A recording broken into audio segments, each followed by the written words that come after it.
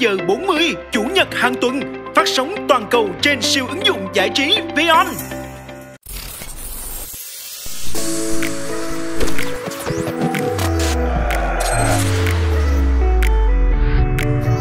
Là ngày buồn hay vui, ngày nắng nỗi hay mưa rông, có sao đâu anh em mình còn có nhau.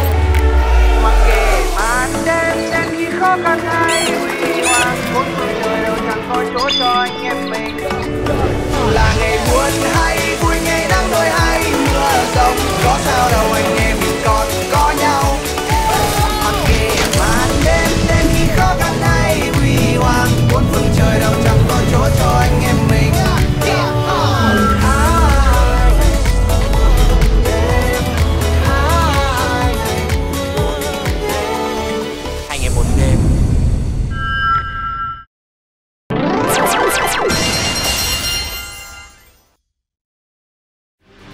Lừng lẫy Nam Châu, chấn động địa cầu, 7 tháng 5 năm 1954. Tôi hân hạnh được làm đối thủ của tướng Giáp, được làm kẻ chiến bại trực tiếp của một người tài giỏi như tướng Giáp. Tôi ngưỡng mộ và kính phục ông. De Gasperi. Sau 8 năm trở lại xâm lược Đông Dương, Pháp ngày càng sa lầy vào cuộc chiến. Tháng 7 năm 1953, Pháp đề ra kế hoạch Nava nhằm gỡ gạc vị thế quân sự, chính trị và tìm kiếm lối thoát danh dự. Kế hoạch nhắm đến hai mục tiêu: phòng ngự chiến lược phía Bắc vĩ tuyến 18, tránh giao chiến toàn diện, cố gắng bình định miền Nam Đông Dương. Sau khi chiếm ưu thế, từ mùa thu năm 1954 chuyển lên tiến công Bắc vĩ tuyến 18. Đầu tháng 11 năm 1953, quân ta hành quân lên Tây Bắc, uy hiếp trực tiếp Thượng Lào. Mất Thượng Lào, Đông Dương sẽ bị cắt làm đôi. Nava phải bảo vệ Thượng Lào bằng mọi giá. Và điểm hẹn lịch sử gọi tên Điện Biên Phủ. Tháng 11 năm 1953, Pháp cho quân nhảy dù gấp xuống Điện Biên Phủ, biến nơi đây thành tập đoàn cứ điểm mạnh nhất Đông Dương. Tập đoàn gồm 8 cụm, hợp thành 3 phân khu yểm trợ lẫn nhau. Phân khu Bắc gồm cụm cứ điểm Him Lam, Độc Lập và Bản Kéo. Phân khu trung tâm gồm các điểm cao phía đông như đồi A1, C1, C2, D1, D2, sân bay Mường Thanh và các cứ điểm phía tây Mường Thanh. Đây là khu vực mạnh nhất, tập trung 2/3 lực lượng quân đội Pháp. Phân khu Nam gồm các cụm cứ điểm và sân bay Hồng Cúm. Lúc cao điểm, số lượng quân Pháp tập trung tại đây lên tới 16.200 lính, cùng sự hỗ trợ của các phương tiện cơ giới, chiến tranh hiện đại nhất lúc bấy giờ. Điện Biên Phủ có 2 sân bay chính ở Mường Thanh, sân bay dự bị ở Hồng Cúm, nối liền Hà Nội, Hải Phòng bằng cầu hàng không tiếp tế. Với lực lượng hùng hậu, tướng Nava và Coni trao quyền chỉ huy tập đoàn cứ điểm Điện Biên Phủ cho đại tá De Gasperi. Tập đoàn cứ điểm Điện Biên Phủ được giới quân sự nhận định là một pháo đài bất khả xâm phạm và một cối xay thịt sẵn sàng nghiền nát đối phương. Bây giờ, chúng ta có thể nhìn thấy rõ chiến thắng giống như nhìn thấy ánh sáng cuối đường hầm. De Gasperi. Việt Minh không thể nào đưa pháo đến tận đây. Nếu họ đến, chúng tôi sẽ đè bẹp họ ngay. Không khẩu pháo nào của Việt Minh có khả năng bắn đến loạt thứ 3 mà không bị phát hiện. Trung tá Pirot, chỉ huy pháo binh Pháp, lo ngại Việt Minh sẽ e sợ và không dám khiêu chiến. De Gasperi gửi lời thách thức tướng Giáp. Đại tướng coi trận này là trận quyết định cuộc chiến tranh giữa hai phe chúng ta. Đại tướng không tin chắc sẽ thắng trận chăng? Đại tướng đã hứa, đại tướng nên giữ lời. Đại tướng không nên sợ thất thể diện đối với quân sĩ. Mời đại tướng cứ đến, tôi chờ đại tướng. Tháng 12 năm 1953, Bộ Chính trị quyết định chọn Điện Biên Phủ làm nơi quyết chiến chiến lược.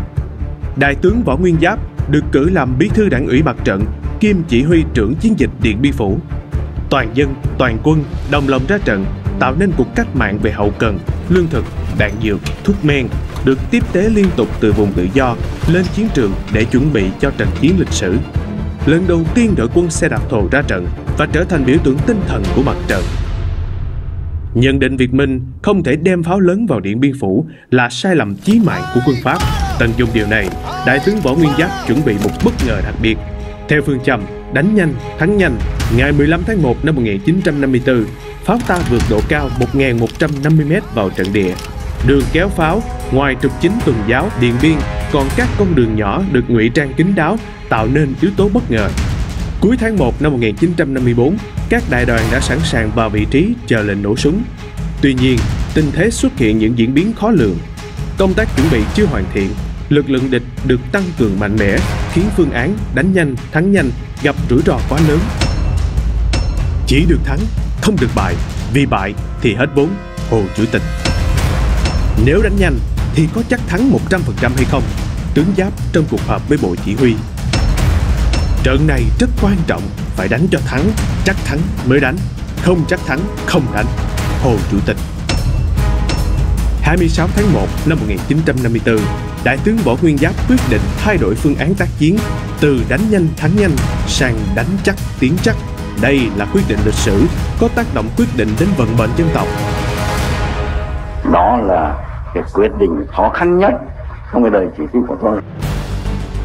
Toàn bộ lực lượng được rút ra, bố trí lại, xây dựng hệ thống hậu cần phục vụ cho cuộc chiến dài ngày. Pháo kéo vào đã khó, kéo ra còn khó khăn hơn bội phần. Cũng trên đoạn đường kéo pháo ra, anh hùng Tô Vĩnh Diện đã dùng thân mình chèn bánh pháo, trở thành biểu tượng hy sinh cho dân tộc. Thời khắc lịch sử đã điểm, 13 tháng 3 năm 1954, mở màn đợt tấn công đầu tiên với nhiệm vụ tiêu diệt cánh cửa thép Him Lam. Đúng 17 giờ, pháo binh quân đội Việt Nam đồng loạt nổ súng vào trung tâm đề kháng Him Lam. Cơn ác mộng của thực dân Pháp chính thức bắt đầu.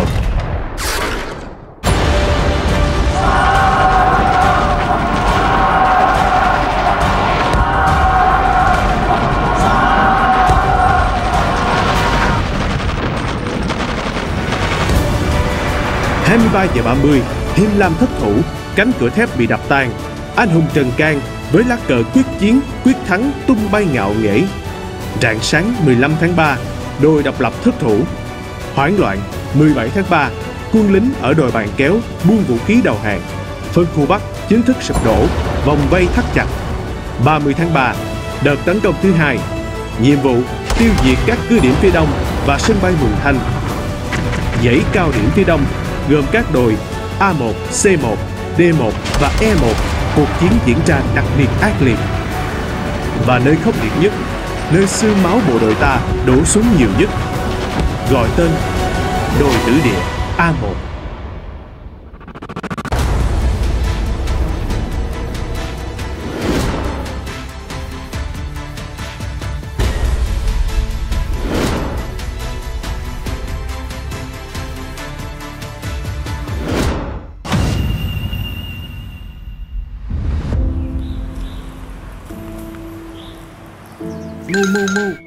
Mu.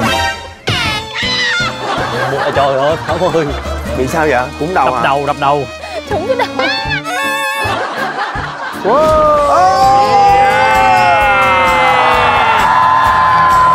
Xin chào mừng các bạn đến với thành phố Điện Biên Phủ. Điện Biên Phủ là một nơi hết sức tự hào và gắn liền với những cái địa danh như là cánh đồng Mường Thanh, Him Lam, Hồng Cúm, khu căn cứ Mường Phăng và đặc biệt là nơi chúng ta đang đứng đây, đồi A1. Điểm quan trọng và bậc nhất trong tập đoàn cứ điểm của thực dân Pháp ở Điện Biên Phủ. Nơi đây đã diễn ra một cái trận chiến hết sức là cam go ác liệt kéo dài suốt 39 ngày đêm. Nếu đã nhắc đến chiến dịch Điện Biên Phủ sẽ không thể không nhắc đến huyền thoại đường kéo pháo. Vào thời điểm 70 năm trước, có những khẩu pháo nặng hàng tấn đã vượt núi cao, vượt sâu, băng rừng vào mặt trận. Cùng với quân dân chống giặc, từ đèo Pha Đin đến Điện Biên Phủ, con đường kéo pháo không tính bằng chiều dài vật lý, mà tính bằng máu xương, mất mát của các chiến sĩ và lực lượng dân công hỏa tuyến. Ngoài đường bộ ra thì chúng ta còn vận chuyển pháo bằng đường thủy. Trong số 24 khẩu lựu pháo 105 ly, có 20 khẩu pháo chúng ta nhận được từ viện trợ. Và chúng ta phải từ cái điểm đầu tháo rã ra hết, xuôi theo bè đến điểm tập kết và ráp nối lại với nhau. Điều này là chưa từng có trong lịch sử quân sự thế giới, nhưng mà bộ đội ta đã làm được. Quá hay. Và tại đồi A1 ngày hôm nay, dựa trên cái huyền thoại chiến sĩ kéo pháo năm xưa, thì chúng tôi có một cái thử thách dành cho các bạn. Đó là thử thách kéo pháo. Thử thách kéo pháo có luật chơi như sau. Mỗi đội được giao những bộ phận bị tháo rời của một khẩu pháo và được xích lại với nhau. Để mở khóa, người chơi phải chọn một trong 3 chìa khóa, hợp sức lại với nhau để lấy. Nếu chọn đúng chìa sẽ mở khóa được, chọn sai thì phải thực hiện lại. Sau khi mở khóa xong, người chơi sẽ lắp ráp các bộ phận lại thành một khẩu pháo hoàn chỉnh. Sau đó kéo lên đỉnh đồi A1. Đội nào hoàn thành trước sẽ giành chiến thắng. Lúc nãy là có một cái trò chơi trên xe và đội thắng cố là đội chiến thắng, do đó các bạn có được một lợi thế. Tự trọng đi em. Tự trọng. Thay vì các bạn phải nhận được đến 3 con số thì các bạn chỉ nhận có 2 con số thôi. 50-50. Trời. Có nghĩa là loại trừ được một cái đáp án. Rồi bây giờ các bạn đã sẵn sàng chưa ạ? Sẵn sàng. Chúng ta bước vào thử thách kéo pháo thôi. Kéo.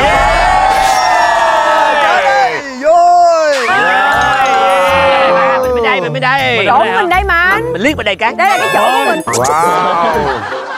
Ôi, mình bên này ha. Đây nè, bên mình nè. Ôi, chơi nào chơi đó. sao em? Wow. Nè.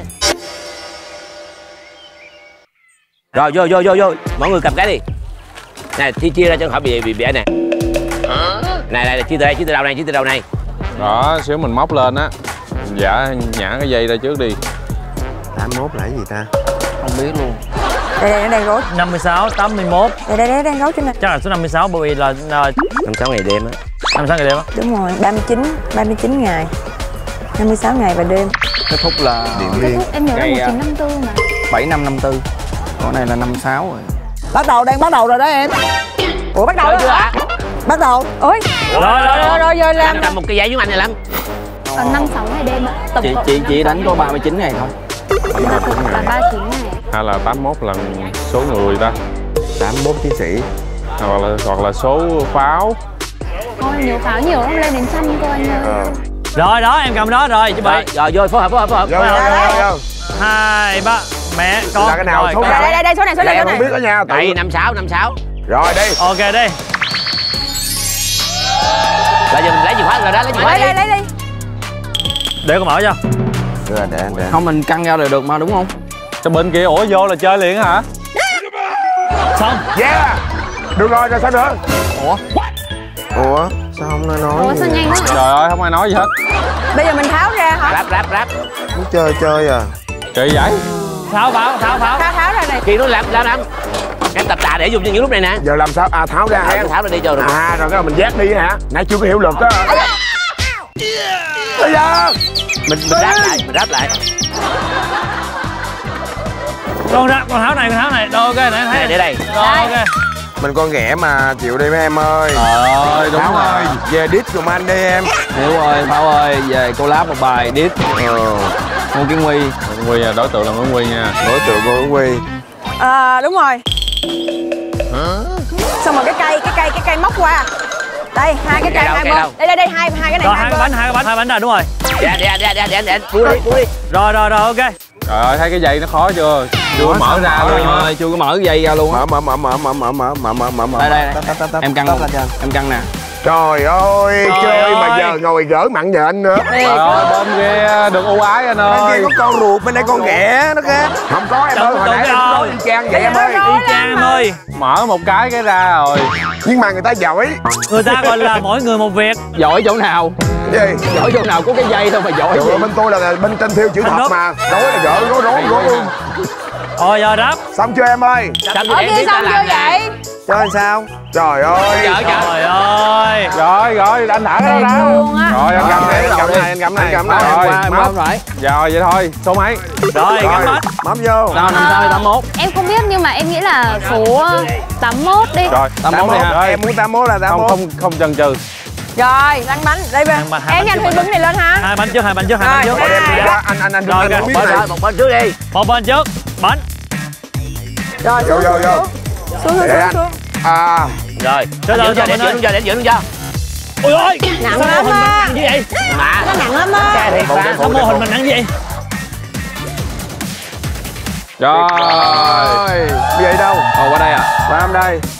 Cho quả vào vô. Đúng rồi. Vô không? Giật. Đúng. Vô. Ý lấy. Lại. Không sao. Cầm lên. Này mang xối để đâu? Cái này là mình để phía trên. Để giữa đúng rồi. Xong rồi bắt ốc vô. Rồi. Đi thôi. Thì mình có thua gì không? Chỉ là chọn số thôi đó. Không thua gì hết anh. Bị tốn thời gian thôi. Hay quá. Rồi bây giờ quan trọng là tháo làm sao. Rồi ok tiếp. Rồi xong. Đồng pháo. Ủa hai cái cây kia làm gì ta? Chắc là gắn đâu đó nữa. Hai cái cây kia làm gì anh? Anh Huy em quên rồi đó. Bỏ vô này nó có cái gờ nè. Đây con điều khiển nòng nha. Rồi hai bạn lên. Lên ok xuống. Xuống rồi. Rồi ok. Nhảy vô. Quay. Rồi luôn. Rồi. Vô. Đây. Đây nữa nè. Rồi. Bây giờ là gắn 2 bánh xe vô đúng không? Bánh xe đi. À gắn 2 bánh xe vô. Phải có một cái thanh dài. Pháo mình đang bị sai đầu á Hiếu. Nghiêng lại. Nè. À cho nó vô cái khay này, cho vô khay, cho vô. 2, 3. Cho vô khay. Rồi, hay quá. Bỏ cái này ra nè, bỏ nhấc lên đi. Ok. Rồi bỏ 2 cái cây này ra, Đúng rồi. Cẩn thận nha, đứt tay. Không sao. Ok, đúng rồi. Bên đây chưa lên. Cho vô. Ủa này gắn sao đó? Đây anh úp lại. Đây cái gờ này nè. Cái lỗ nè. Lỡ nhà em bài trước rồi ha. Không có, nãy mới đọc á. Em đọc ở đâu? Coi cái clip á. Em nhớ nhanh. Từ từ nha. Để em coi. Rồi ok. Sao rồi vô rồi đó. Rồi ok. Rồi sao? Đúng rồi. Go. Giờ kéo sao? Rồi cầm đi anh lấy cái đôn rồi đã. Tránh ra xe đã đụng nè. Lên ra. Rồi. Vô vậy? Vô được chưa? Rồi. Phải. Ủa gì nhanh vậy? Đi. Này luôn nè. Làm cái đó là kéo đi á. Rồi cái này vô đây. Em quay đầu đi. Quay anh đúng rồi anh nào. Rồi. Đúng rồi. Anh quay ngược lại luôn anh Lâm. Anh quay ngược lại luôn. Đi con xe cán đi ơi. Không sao. Rồi đi. Từ. Được không anh? Được. Rồi, anh đẩy phụ cho. 2, 3 Kéo vào. Hồi vô. Qua phải chứ mình hơi, qua phải xíu dính cột rồi. Nâng lên. Nâng cái pháo vô, anh đẩy cái bánh xe vô. Hay quá Bảo ơi, có chừng mặt em ơi. Cho vô miếng nữa. 2, 3. Hồi vô. Ta kéo pháo ta vượt qua đèo. 2, 3. Để ăn. Trời ơi, pháo ơi, nó nặng dữ vậy pháo. 2, 3. Nhấc lên cho anh cái. Nhấc lên nè. Rồi.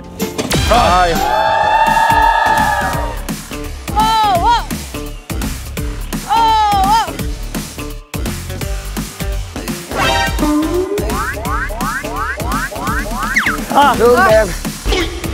Cố lên em ơi. Nhấc cái này lên được không? Đợi xíu anh Lâm. Đẩy lên được không? Rồi hãy 2, 3. Rồi hãy 2, 3. Đi. Rồi. Ok. Em cầm cho.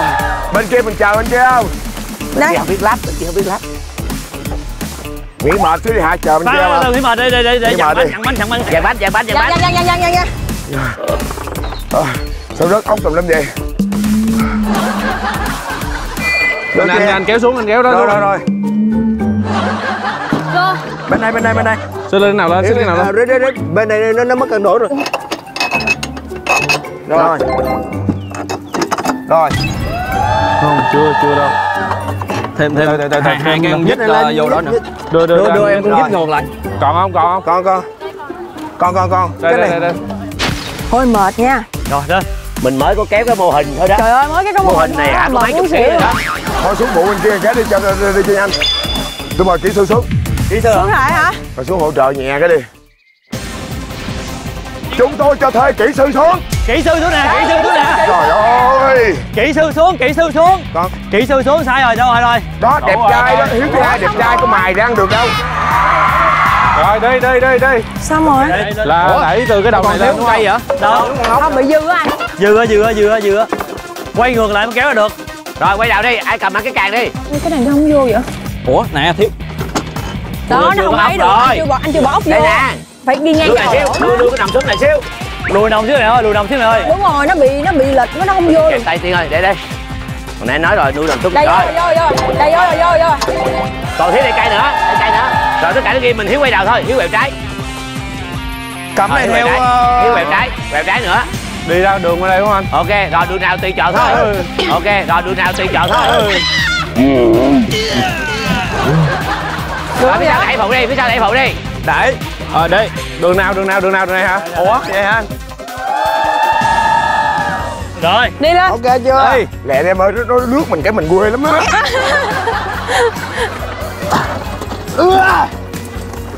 Nhẹ thôi, nó hư bây giờ. Ủa vậy hả? Cái này là mô hình mà. À vậy hả? Ok. Rồi, Lâm vô vị trí. Rồi, 1, 2, 3, go. Lên. Rồi. Kẹt bên đây nè. Không được, còn xuống hay bật đúng không ạ? Kệ đi. Từ từ Lâm ơi. Leo lên luôn, 1, 2, 3, leo. Bị Đúng rồi. Ok. Trời ơi. Đứng nào chịu nổi với tôi. Ok. Đúng rồi. Rồi lên vai luôn. Lên vai đi. Canh giữa đây nha. Thật quá. Nhức đùi quá. Dán Lâm ơi. Ráng anh Lâm ơi. Chim kêu trên đường Chim kêu trên đường suối gọi. Đường nắng chiếu hai giá. 1 ngày 3 lần. Vai. Chị đã sử dụng những dịp này thôi đó. Dạ rồi. Ê. Phải cán qua. Quay rồi. Rồi, quá. Rồi về bên trái. Ây da, trước ngày giật rồi Lâm ơi. Ủa cái này cái nào mà căng, cái nào mà ít trước á. 2 cây nhỏ nè, 2 cây nhỏ. Thôi mày kìa, bà giữ con này đi. Thôi để đẩy cho làm sao. 1, 2, lên. Lên. Ok. Hay quá.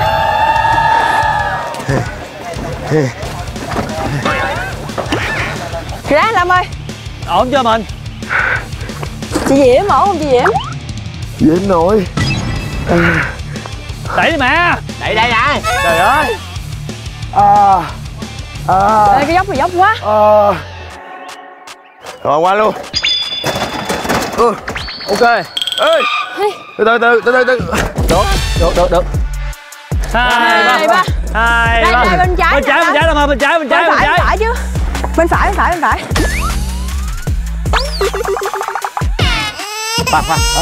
Lùi lại xíu. Xích đường Phải đi. Phải. Lên cục này, lên đây. Ê, lùi. Lùi. Qua phải rồi. 1, 2, 3, go. 1, 2, 3, go. Ok. Rồi. Rồi. Dừng lại đúng không? Rồi, dừng lại. Rồi. Mệt quá. Chặn pháo. Cái pháo của ông Bào xưa kéo 2-3 tấn. Nó nặng cả 100 lần á. Giờ kéo 20-30 kg kéo không nổi.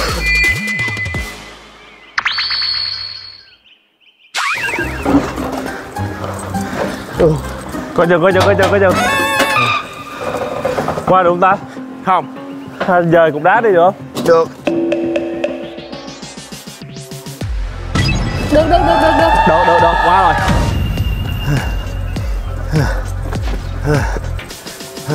Rồi, quay phải đúng không? Quay vòng tròn đẩy lên luôn nè. Quay đầu lại. Đừng nghe ơi, quay từ. Rồi, kéo cho bạn này, kéo cho bạn, kéo cho bạn. Rồi, ok.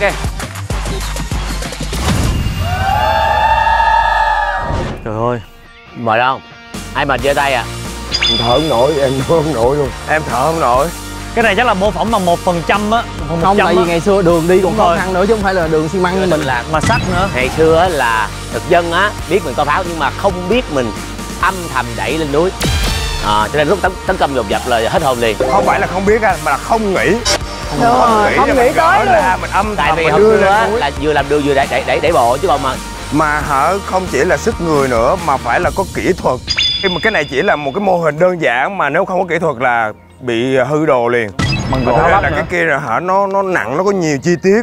Nếu mà không có kỹ thuật tốt á thì vận chuyển sẽ không thành công đâu. Đây chỉ là cái thử thách nhỏ để cho chúng ta cảm nhận thôi. Thực tế là cái khẩu pháo thật nó nặng lên đến hơn 2 tấn. Và cái khẩu pháo này thì nó chỉ nặng khoảng 100 kg thôi. Rồi. Đường của chúng ta kéo là cái đường đã lót đá sẵn rồi. Còn ngày xưa là phải mở đường mà đi. Cái đoạn đường kéo pháo thì có rất là nhiều cái đường khác nhau do dân công hỏa tuyến làm. Và đặc biệt là có một đoạn đường kéo pháo dài đến 15 km mà chỉ làm trong 20 giờ đồng hồ. Dùng toàn bộ là sức người. Ngoài ra phải tránh bom đạn của giặc nữa.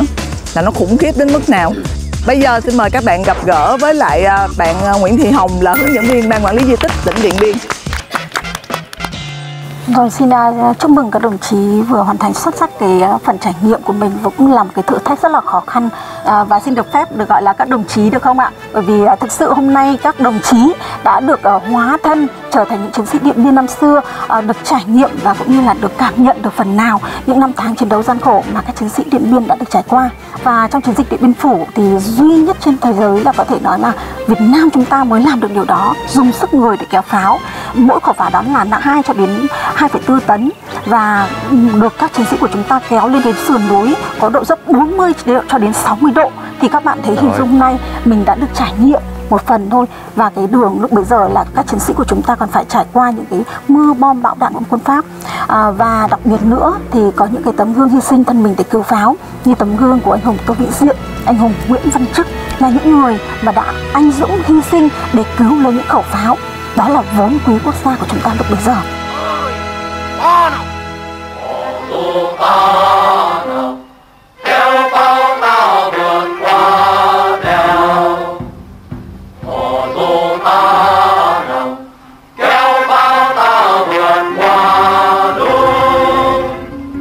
Và trong chiến dịch Điện Biên Phủ thì pháo binh của chúng ta đánh mạnh như sét mà ẩn lặng như tờ, và đặc biệt nữa là hỏa lực thì tập trung, hỏa khí thì phân tán. Chính vì vậy là pháo binh của quân Pháp thì rất là chủ quan. Tuy nhiên thì đến ngày 13 tháng 3 là ngày mở màn chiến dịch Điện Biên Phủ, và đến trận thứ 2 của chiến dịch Điện Biên Phủ là ngày 15 tháng 3 là Quân đội Nhân dân Việt Nam đã giành 2 trận thắng đầu tiên và chiếm được 2 cái trung tâm đề kháng rất là mạnh của quân Pháp ở Điện Biên Phủ. Và Trung tá Pirot, chỉ huy pháo binh của quân Pháp, đã phải tự sát bởi những cái lời nói huênh hoang, không thể nào làm chủ được pháo binh của Việt Minh.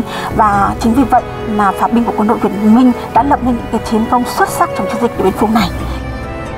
Và hôm nay về với Điện Biên anh hùng, và đặc biệt là chúng ta đang có mặt tại di tích Đồi Am 1 đây, là nơi mà diễn ra trận đánh ác liệt nhất, kéo dài nhất và cũng là hy sinh nhiều nhất của quân đội Việt Nam trong chiến dịch Điện Biên Phủ. Trong chiến dịch Điện Biên Phủ này thì quân Pháp cho xây dựng 49 cứ điểm, trong đó là có cứ điểm Đồi Am 1 này là cứ điểm quan trọng bậc nhất trong dãy đồi phía đông. Nó có một cái vị trí chiến lược đặc biệt là nó bảo vệ cho căn hầm của tướng De Castries. Thì sau đây xin mời các đồng chí chúng ta sẽ di chuyển để lên tham quan phần ở phía trên đỉnh đồi để chúng ta có tầm quan sát và xem được cái toàn bộ cái tập đoàn cứ điểm Điện Biên Phủ như thế nào. Rồi xin mời các đồng chí.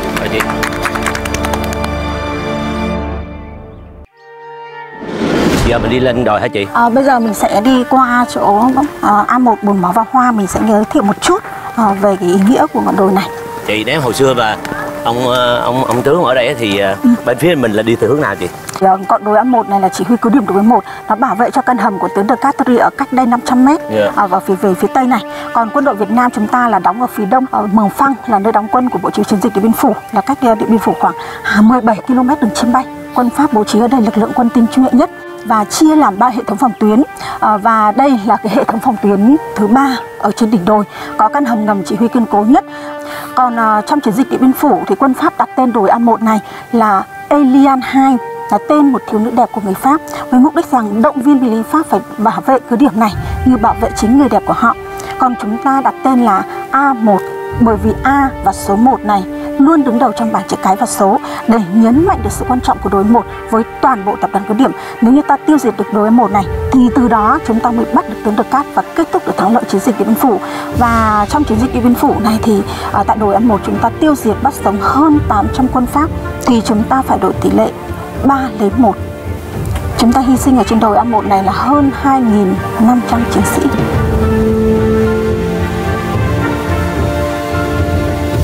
Đến nay 70 năm chiến thắng Điện Biên Phủ đã trôi qua, nhưng còn rất nhiều hài cốt của các liệt sĩ chúng ta chưa thể tìm thấy và quy tập được các anh về. Và mỗi bước chân chúng ta bước ở trên đồi A1 này, đó là bước chân trên xác của các chiến sĩ. Vì vậy hãy nhẹ bước chân và nói khẽ thôi, đừng ai hỏi vì sao lại như thế, bởi ở đây vẫn còn nhiều vô kể những linh hồn ta chưa thấy được đâu. Và đặc biệt nữa, ở trên đồi An 1 này chúng ta sẽ thấy có một ngôi mộ tập thể duy nhất. Đó là ngôi mộ của 4 chiến sĩ là người đã hy sinh đánh trả đợt phấn khích và bắn cháy chiếc xe tăng Bazeler này của quân Pháp. Và lúc bấy giờ chúng ta không có xe tăng cũng không có máy bay, thì để tiêu diệt được chiếc xe tăng này 4 chiến sĩ đã đánh giáp lá cà và dùng súng bazooka bắn cháy chiếc xe tăng. Đồng thời các anh cũng hy sinh luôn. Và sau ngày hy sinh thì đồng đội đã vùi tạm các anh vào một công sự. Và lúc bấy giờ thì chúng ta chiến đấu luôn nên là không biết được tên tuổi, quê quán, đơn vị của các anh. Nên chỉ biết là những tấm bia không một dòng tên họ, không năm sinh, không để dấu thôn làng, như tất cả quận thành tiếng nổ ném vào hầm ngầm cụ súng xe tăng. Và chính vì vậy A1, bùn, máu và hoa nó có một ý nghĩa.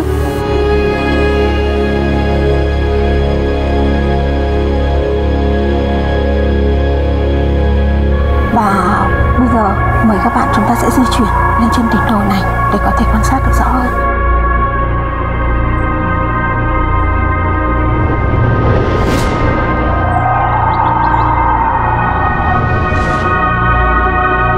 Đây là cái vị trí cao nhất của đồi A1. Từ trên vị trí này trước đây là quân Pháp có thể quan sát và khống chế được toàn bộ lòng chảo Điện Biên. Gọi là lòng chảo Điện Biên là bởi vì xung quanh đó là núi cao bao bọc. Và ở giữa thì có cánh đồng Mường Thanh rộng lớn và trù phú. Đây là một trong những lý do mà Nava chọn Điện Biên Phủ làm điểm quyết chiến chiến lược với quân chủ lực của Việt Minh. Xung quanh đồi A1 là quân Pháp cho xây dựng những hệ thống giao thông hào, chìm nổi nối liền ra các tuyến và lỗ cốt xung quanh. Với hệ thống công sự như thế này là quân Pháp có thể tấn công và rút lui bất cứ lúc nào. Tại cứ điểm đồi A1 này thì 2 trung đoàn của chúng ta, đó là trung đoàn 102 của đại đoàn 308 và trung đoàn 174 của đại đoàn 316 đã phối hợp và thay nhau chiến đấu trong suốt 39 ngày đêm. 39 ngày đêm chúng ta tổ chức 4 đợt tấn công, 1 đợt phòng ngự và đánh đuổi 30 đợt phản kích của quân Pháp. Hướng tấn công của quân đội Việt Nam đó chính là hướng ngọn đồi cháy kia, cái ngọn đồi mà có nhiều cây tre và có cột thu phát sóng kia. Gọi là đồi cháy là bởi vì bom Pháp ném cháy rụi ngọn đồi. Và ngọn đồi ở phía bên này đó là đồi F, là nơi đặt đền thờ liệt sĩ tại chiến trường Điện Biên Phủ. Thì đồi F và đồi cháy đó là hướng tấn công của quân đội Việt Nam. Thì sau này thì có một tên gọi nữa, đó là đồi Tử Địa. Đồi Tử Địa là bởi vì khi mà chúng ta tấn công từ phía dưới lên thì quân Pháp ở phía trên cao này quan sát rất là rõ, thì quân Pháp lại dùng hỏa lực bắn trùm lên mặt đồi, gây sát thương quân ta hàng loạt mà phía quân Pháp không hề hấn gì. Và lúc này thì chúng ta phát hiện ra cái căn hầm ngầm cố thủ này. Thì quân Pháp dựa vào căn hầm cố thủ đánh phản kích lại quân đội Việt Nam. Thì chúng ta chiếm được 1/3 vị trí ngọn đồi thôi. Thì sau khi mà phát hiện ra căn hầm cố thủ này thì chúng ta mới dùng cái phương án đó là hầm trị hầm. Tức là các chiến sĩ của chúng ta sẽ đào cái đường hầm sâu hơn, xuyên dưới đất và xuyên qua lớp hàng rào dưới tháp bay của quân Pháp. Và mục đích ban đầu của chúng ta là đường hầm là đào tới sát trên căn hầm cố thủ này. Và chúng ta dùng một cuộc bộc phá lớn để đánh sập căn hầm cố thủ này, đồng thời lấy tiếng nổ làm lệnh tổng công kích trong toàn mặt trận. Lúc bấy giờ việc đào đường hầm gặp rất là nhiều khó khăn. Chúng ta chỉ đào vào ban đêm thôi, và chúng ta đào bằng những cái phương tiện rất là thô sơ là cuốc xẻ, không có la bàn cũng như không có thước đo gì cả. Thì các chiến sĩ của chúng ta đã phải lấy dây rừng để làm thước. Và đất ở đồi A1 này thì rất là sắn, thì các chiến sĩ của chúng ta đã duỗi mạnh sức từng tí đất một thôi. Và khi mà đất đá đưa ra ngày càng nhiều thì các chiến sĩ lại đưa đất sang bên đồi cháy bên kia để chúng ta đổ sang đó để tránh bị lộ. Và khi đường hầm đào được khoảng tầm 40 mét thì vướng phải móng lô cốt của quân Pháp. Thì chúng ta ngỡ rằng đến căn hầm cố thủ này. Thì lúc này là không còn đủ thời gian nữa, và được lệnh cấp trên thì các chiến sĩ đã đào sâu xuống 2 mét và dài 2,5 mét để đặt công bộc phá. Và sau 15 ngày đêm chúng ta đã đào hoàn thành 47 mét đường hầm và hào. Và thưa các đồng chí, đó là đường hào đẫm máu nhất. Bởi 47 mét đường hầm và hào đó thì chúng ta đã hy sinh gần 300 chiến sĩ. Bao liệt sĩ trên mỗi mét chiến hào, người tiếp người, giật giành từng tấc đất, hố bộc phá hình loa kèn sông trận, vọng ngàn năm như mệnh lệnh không lời. Và để được có khối thuốc nổ này thì các chiến sĩ của chúng ta lại một lần nữa đối mặt với nguy hiểm, đi tháo dỡ những quả bom chưa nổ của quân Pháp. Và tổng chúng ta có 960 kg khối thuốc nổ. Và vấn đề bây giờ là nếu như điểm hỏa điện và giật nổ xòe không nổ thì chúng ta sẽ làm như thế nào? Hai đồng chí đó là đồng chí Điệt và đồng chí Bạch là người đã xung phong cảm tử. Mỗi đồng chí sẽ ôm một bó lựu đạn để kích nổ khu bộc phá này. Và chiều ngày 6 tháng 5 là một ngày rất đặc biệt. Các chiến sĩ chẳng ai bảo ai cả, nhưng mọi người mặc cho mình bộ quần áo mới nhất. Và đơn vị tổ chức lễ truy điệu sống cho các anh. Mỗi chiến sĩ được phát 2 nắm cơm bữa chiều hôm đấy. thì các chiến sĩ động viên với nhau rằng là mình cũng ăn hết 2 nắm cơm này luôn thôi, bởi vì đây là trận đánh cuối cùng của chúng ta rồi. Và những tâm tư tình cảm thì các chiến sĩ đã gửi vào trong những lá thư ấy. Thì trong đó có một đoạn thư viết gửi về cho mẹ. Mẹ ơi, con biết mẹ không buồn sao được, vì cả nhà chỉ có mình con là con trai. Thầy con hy sinh đã 7 năm, mẹ đành sống những năm tháng đau thương. Mong ước lớn nhất là thấy con trở về. Ngày con trở về có thể là ngày đô thành đỏ rực cờ hoa. Nhưng mẹ ơi, nếu trong trận chiến đấu này con có hy sinh thì mẹ hãy hiểu cho con vì nghĩa vụ thiêng liêng và vì tình yêu quê hương đất nước. Các chiến sĩ của chúng ta đều ý thức được nhiệm vụ rất nặng nề, nhưng nhận nhiệm vụ với một tinh thần quyết chiến quyết thắng nhất. Và đúng 20 giờ 30 phút tối ngày 6 tháng 5, đồng chí Nguyễn Phú Xuân Khung, Nguyễn Điệt và Nguyễn Bạch đã điểm hỏa khúc bộc phá, và đây là hố nổ do khúc bộc phá 960 kg của chúng ta đã tạo thành. Và khi mà khúc bộc phá nổ đã làm cho quân Pháp ở trong căn hầm này bị sức ép, choáng váng, chảy máu tai, máu mũi, máu mồm, và trước thời cơ đó chúng ta đã xông lên giải phóng cứ điểm đồi 1 này. Và 4 giờ 30 phút sáng 7 tháng 5 giải phóng được đồi M1, chúng ta mới tấn công sang bên hầm Đờ Cát để bắt sống tuyến Đờ Cát và kết thúc được 56 ngày đêm quét núi ngủ hầm, mưa dầm cơm vắt, máu trộn bùn non, gan không núng chí không mòn của các chiến sĩ quân đội Việt Nam. Và 17 giờ 30 phút ngày 7 tháng 5 năm 1954, lá cờ quyết chiến quyết thắng đã tung bay trên nóc hầm tuyến Đờ Cát và chiều hè lịch sử, kết thúc cuộc kháng chiến chống Pháp của quân và dân ta. Mình mẹ lặng im, đất nước tôi, đất nước tôi. Hôm nay về với A1 trong cái tầm chiều như thế này thì chúng ta sẽ cảm nhận rõ hơn với các đồng chí. Chúng ta vẫn biết đến thành cổ Quảng Trị là 1 ngày đêm, từ Điện Biên Phủ có đồi A1 này 39 ngày đêm, dày dặt từng tấc đất, từng hào và gian khổ như thế. Và hôm nay thì chúng ta sẽ thấy là cây cối ở trên đồi A1 tươi tốt hơn bất cứ một nơi nào khác. Đó là do các cựu chiến binh Điện Biên trồng với một mục đích, đó là phủ xanh đất chống đồi trọc và che bóng cho những đồng đội vẫn còn nằm lại ở trên đồi A1 này.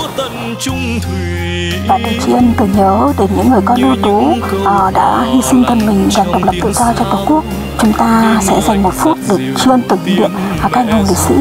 Phút tưởng niệm bắt đầu.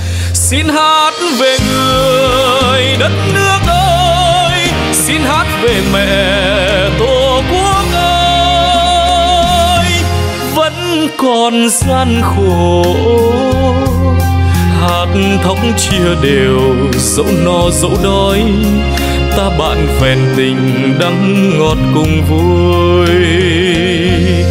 Đất nước tôi, đất nước tôi, đất nước tôi, sáng người muôn thuở khi trăng đã vào cửa sổ đòi thơ.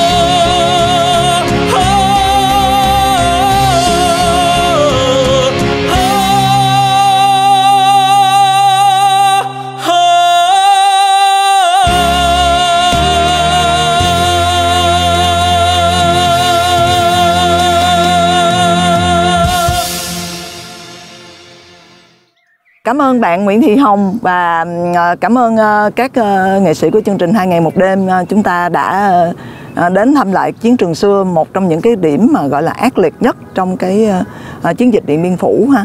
Bây giờ thì chúng ta sẽ di chuyển qua thăm Bảo tàng chiến thắng lịch sử Điện Biên. Xin mời các bạn.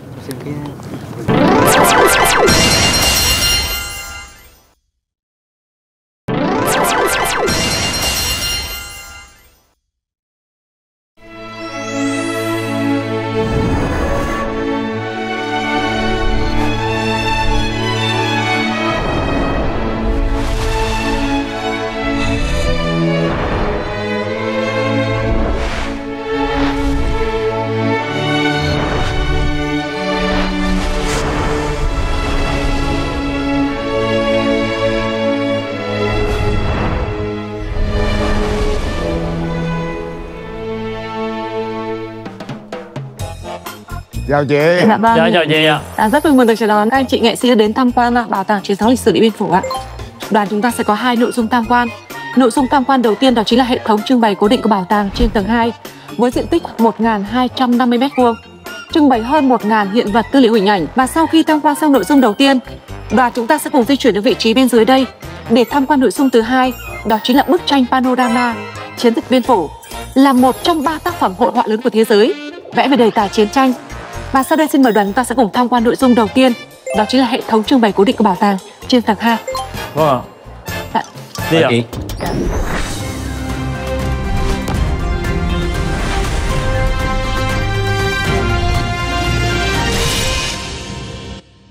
Xin giới thiệu anh chị trong đoàn tham quan. Hiện nay đoàn chúng ta đang có mặt tại nội dung tham quan đầu tiên, mở đầu phần trưng bày mô phỏng ngôi lán làm việc của Bộ Chính trị Ban chấp hành Trung ương Đảng tại Ỷ Keo, Định Hóa, Thái Nguyên. Ngôi lán bé nhỏ đơn sơ này là nơi đã diễn ra nhiều cuộc họp quan trọng có tính chất quyết định, đặc biệt vào ngày 6 tháng 12 năm 1953. Chủ tịch Hồ Chí Minh chủ trì cuộc họp Bộ Chính trị nghe Tổng Quân ủy báo cáo quyết tâm và kế hoạch tấn công đơn vị Biên Phủ. Trong lán là cục tượng mô phỏng cuộc họp quan trọng này gồm có Chủ tịch Hồ Chí Minh, Tổng Bí thư Trường Chinh, Phó Thủ tướng Phạm Văn Đồng và người đứng là Đại tướng Võ Nguyên Giáp. Cho tới hạ tuần tháng 12 năm 1953, Bộ Chính trị quyết định mở chiến dịch Biên Phủ, đồng thời thành lập Đảng ủy, Bộ Chỉ huy chiến dịch do Đại tướng Võ Nguyên Giáp làm Bí thư Đảng ủy kiêm Chỉ huy trưởng mặt trận. Vào đầu tháng 1 năm 1954, trước khi lên đường tham gia chiến dịch, Đại tướng Võ Nguyên Giáp đến Khuôn Tát Thái Nguyên để chào Bác và xin chỉ thị lần cuối. Chủ tịch Hồ Chí Minh đã ân cần căn dặn Đại tướng Tổng tư lệnh ra mặt trận, tướng quân tại ngoại, trao cho chú toàn quyền quyết định. Trận này quan trọng, phải đánh cho thắng, chắc thắng mới đánh, không chắc thắng không đánh. Trải qua 56 ngày đêm chiến đấu gian khổ, quân và dân Việt Nam ta làm nên một chiến thắng lừng lẫy Nam Châu, chấn động địa cầu. Xin giới thiệu với anh chị và các bạn trong đoàn tham quan bức ảnh trên cùng đây ạ. Bức ảnh trên cùng đây chụp toàn cảnh thị trấn Lai Châu sau ngày giải phóng. Tại đây vào ngày 12 tháng 12 năm 1953, một bộ phận nhỏ của đại đoàn 316 được lệnh tiến đánh thị trấn Lai Châu. Bị đánh mạnh, địch đã bỏ Lai Châu rút chạy về Điện Biên Phủ. Và tại Mường Bồn, trận chiến đấu diễn ra ngày càng gay go ác liệt.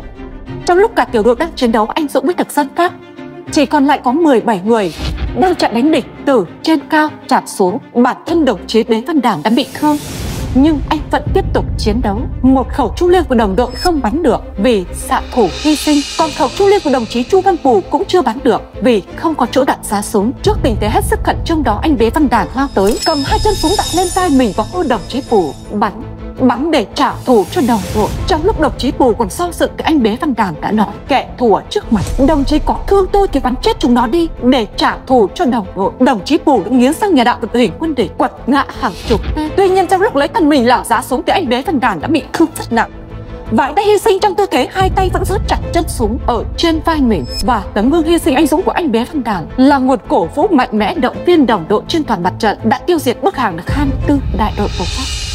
Xin mời anh chị chúng ta tiếp tục tham quan ạ. Với sự giúp đỡ của Mỹ lên tới 73% chi phí chiến tranh, thực dân Pháp được ưu tiên loại vũ khí khí tài quân sự tiên tiến và hiện đại nhất bấy giờ như gần 400 máy bay các loại, 10 chiếc xe tăng từ 16 đến 18 tấn, súng có tia hồng ngoại dùng để quan sát ban đêm, tiệm liên, đạn liên, trọng liên, vạch tấm ghi sắt được vận chuyển từ Pháp sang để xây dựng hệ thống công sự. Và sau khi xây dựng xong tập đoàn cứ điểm Điện Biên Phủ, rất nhiều các quan chức cao cấp của Pháp, Mỹ lên tham quan đều tỏ ra rất hài lòng và khẳng định Điện Biên Phủ là một pháo đài bất khả xâm phạm, một con nhím khổng lồ không thể công phá. Quá tin tưởng vào sức mạnh của tập đoàn này, De Castries đã ngạo mạn tuyên bố: nếu bộ đội chủ lực Việt Minh dám tấn công vào tập đoàn cứ điểm Điện Biên Phủ, tôi sẽ đứng trên một cứ điểm cao nhất, đầu đội mũ cano màu đỏ để Việt Minh nhìn rõ và bắn chính xác hơn. Để thách thức bộ đội chủ lực Việt Minh, De Castries còn cho giải chuyển đơn khắp núi rừng Tây Bắc. Nội dung chuyển đơn có đoạn viết gửi Đại tướng Võ Nguyên Giáp: nghe tin ngài mong nhiều đại đoàn lên đây để giao chiến và định đem quân vào ăn Tết trong Điện Biên Phủ, chúng tôi sẵn sàng đón tiếp ngài. Giới thiệu với anh chị trong đoàn tham quan là với lối trưng bày hiện mạng nhện ở bên trên ạ. Bảo tàng truyền thống Điện Biên Phủ muốn diễn tả âm mưu của thực dân Pháp, đó chính là họ muốn dâng cái bẫy này ra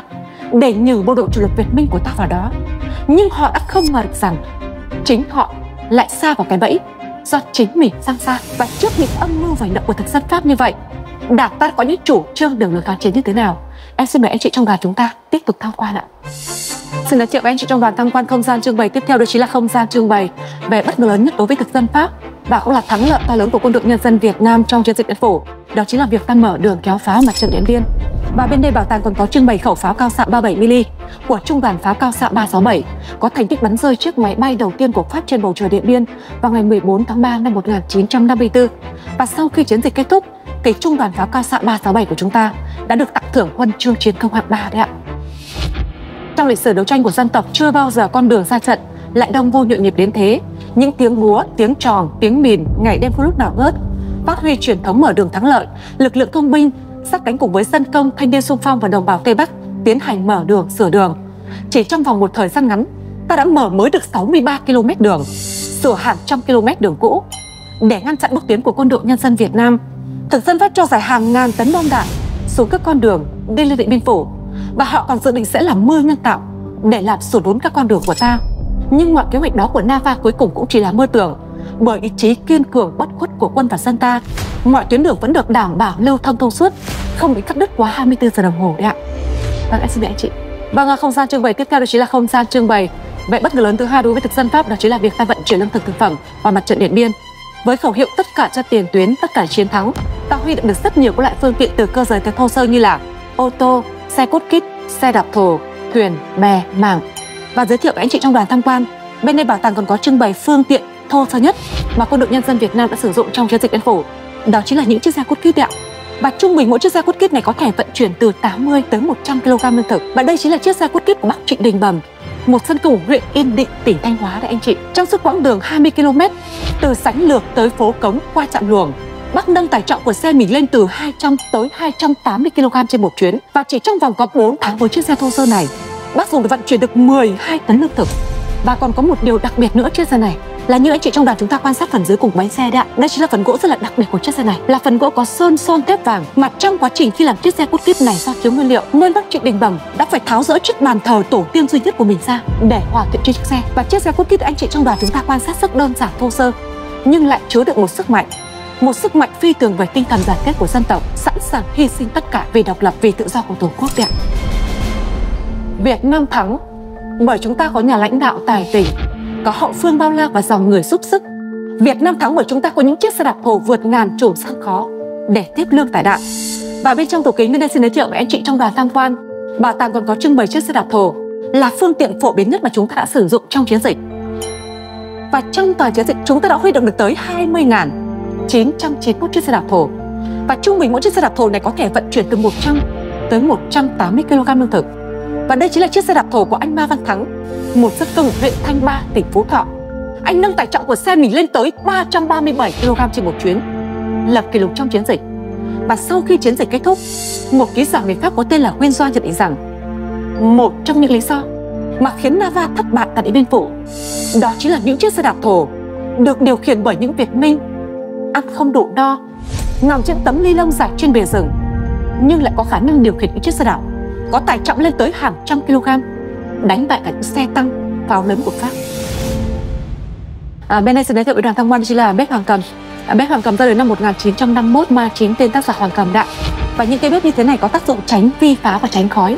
Mặt sau bếp ta đọng dãy phật khói có chiều rộng từ 30 đến 40 cm. Trên mặt dãy ta phủ một lớp cành cây và một lớp đất ẩm. Và khi khói lan tỏa sẽ là như làng sương sớm. Bộ đồ ta có thể sử dụng để đun nấu cả ngày lẫn đêm mà không bị phát hiện. Và ngày nay thì bếp Hoàng Cầm vẫn nằm trong tầm chiến lược của Quân đội Nhân dân Việt Nam, vẫn theo anh bộ đội hành quân trong buổi hành quân bảo vệ Tổ quốc. Chiến dịch Điện Biên Phủ diễn ra trong vòng 56 ngày đêm, được chia ra làm 3 đợt tấn công. Đợt tấn công thứ nhất của Quân đội Nhân dân Việt Nam bắt đầu từ ngày 13 tháng 3 đến ngày 17 tháng 3 năm 1954. Him Lam được chọn làm điểm mở màn chiến dịch Điện Biên Phủ. Và sau hơn 5 giờ chiến đấu, Quân đội Nhân dân Việt Nam làm chủ được trung tâm đề kháng Him Lam. Và một trong hiện vật có giá trị và tiêu biểu trưng bày tại bảo tàng, em xin giới thiệu với đoàn tham quan đây chính là khẩu lượng pháo 105 ly của đại đội lượng pháo 806, có thành tích bắn quả đạn đầu tiên vào trung tâm đề kháng Him Lam trong trận đánh mở màn chiến dịch Điện Biên Phủ. Còn nếu so sánh về pháo, Việt Nam và Pháp mỗi bên đều có 24 khẩu 105 như thế này.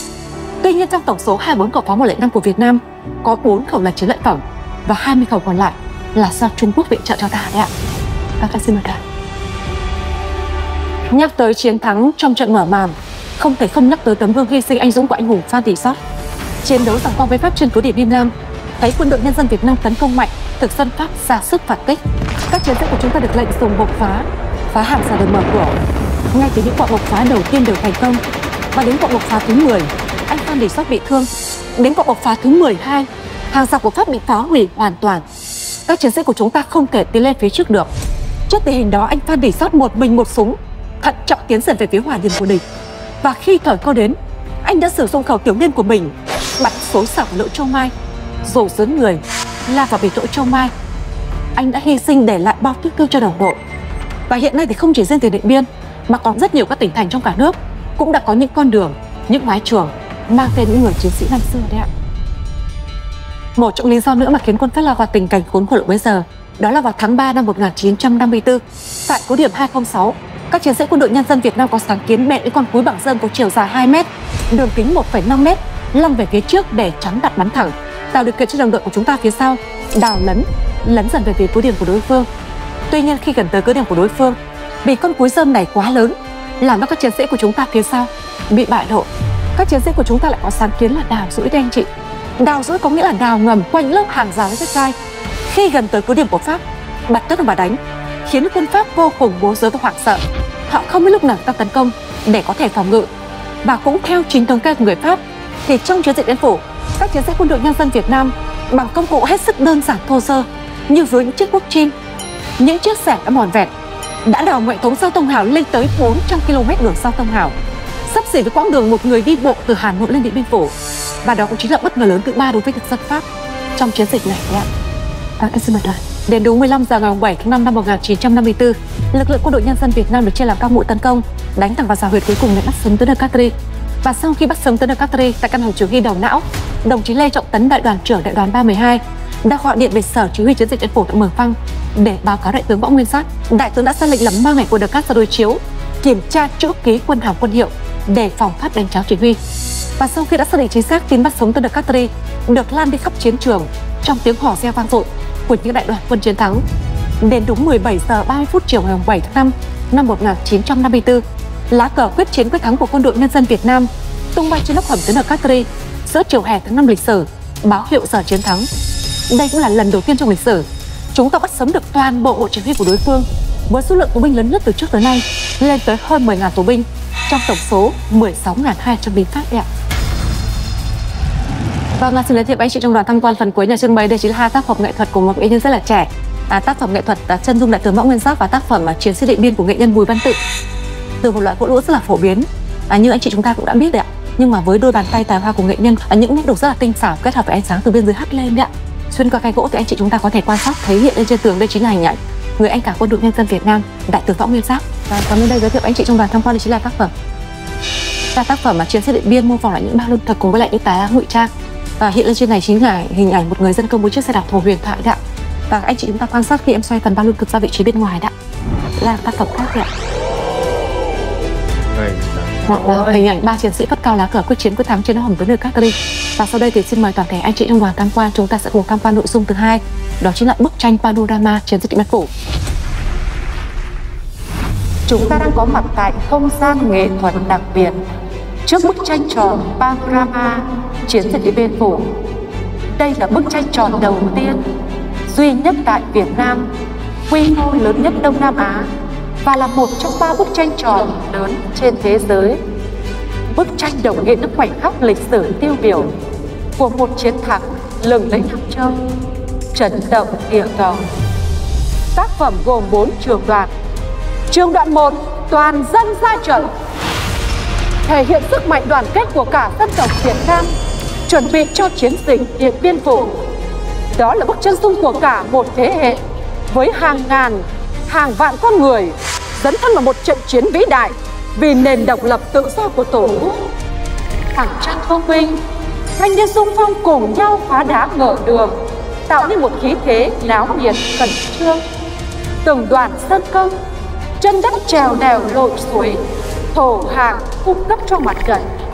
Trên những triền đèo, những con dốc đất đỏ là những đoàn xe đạp thổ như những đoàn ngựa sắt dã chiến, hùng dũng tiến vào mặt trận Điện Biên.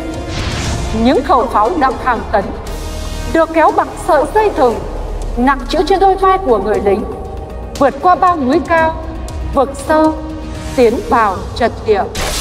Trường đoạn 2, khúc dạo đầu hùng tráng. Với điểm nhấn trận đánh Him Lam, trận đánh mở màn chiến dịch Điện Biên Phủ như một đòn đánh phủ đầu vào quân đội Pháp, thể hiện sức mạnh, sự quyết tâm của quân đội nhân dân Việt Nam giành được thắng lợi đầu tiên ngay trong trận đánh mở màn chiến dịch. Sau chiến thắng Him Lam, quân đội nhân dân Việt Nam tiếp tục tấn công cứ điểm độc lập, Bản Kéo, tiến đánh trung tâm Mường Thanh, đặc biệt là dãy đồi cao điểm phía đông, trong đó có ưu điểm đồi Ác Bội. Trường đoạn 3, cuộc đối đầu lịch sử. Lịch sử đã đưa hai đội quân đến với trận đánh quyết định.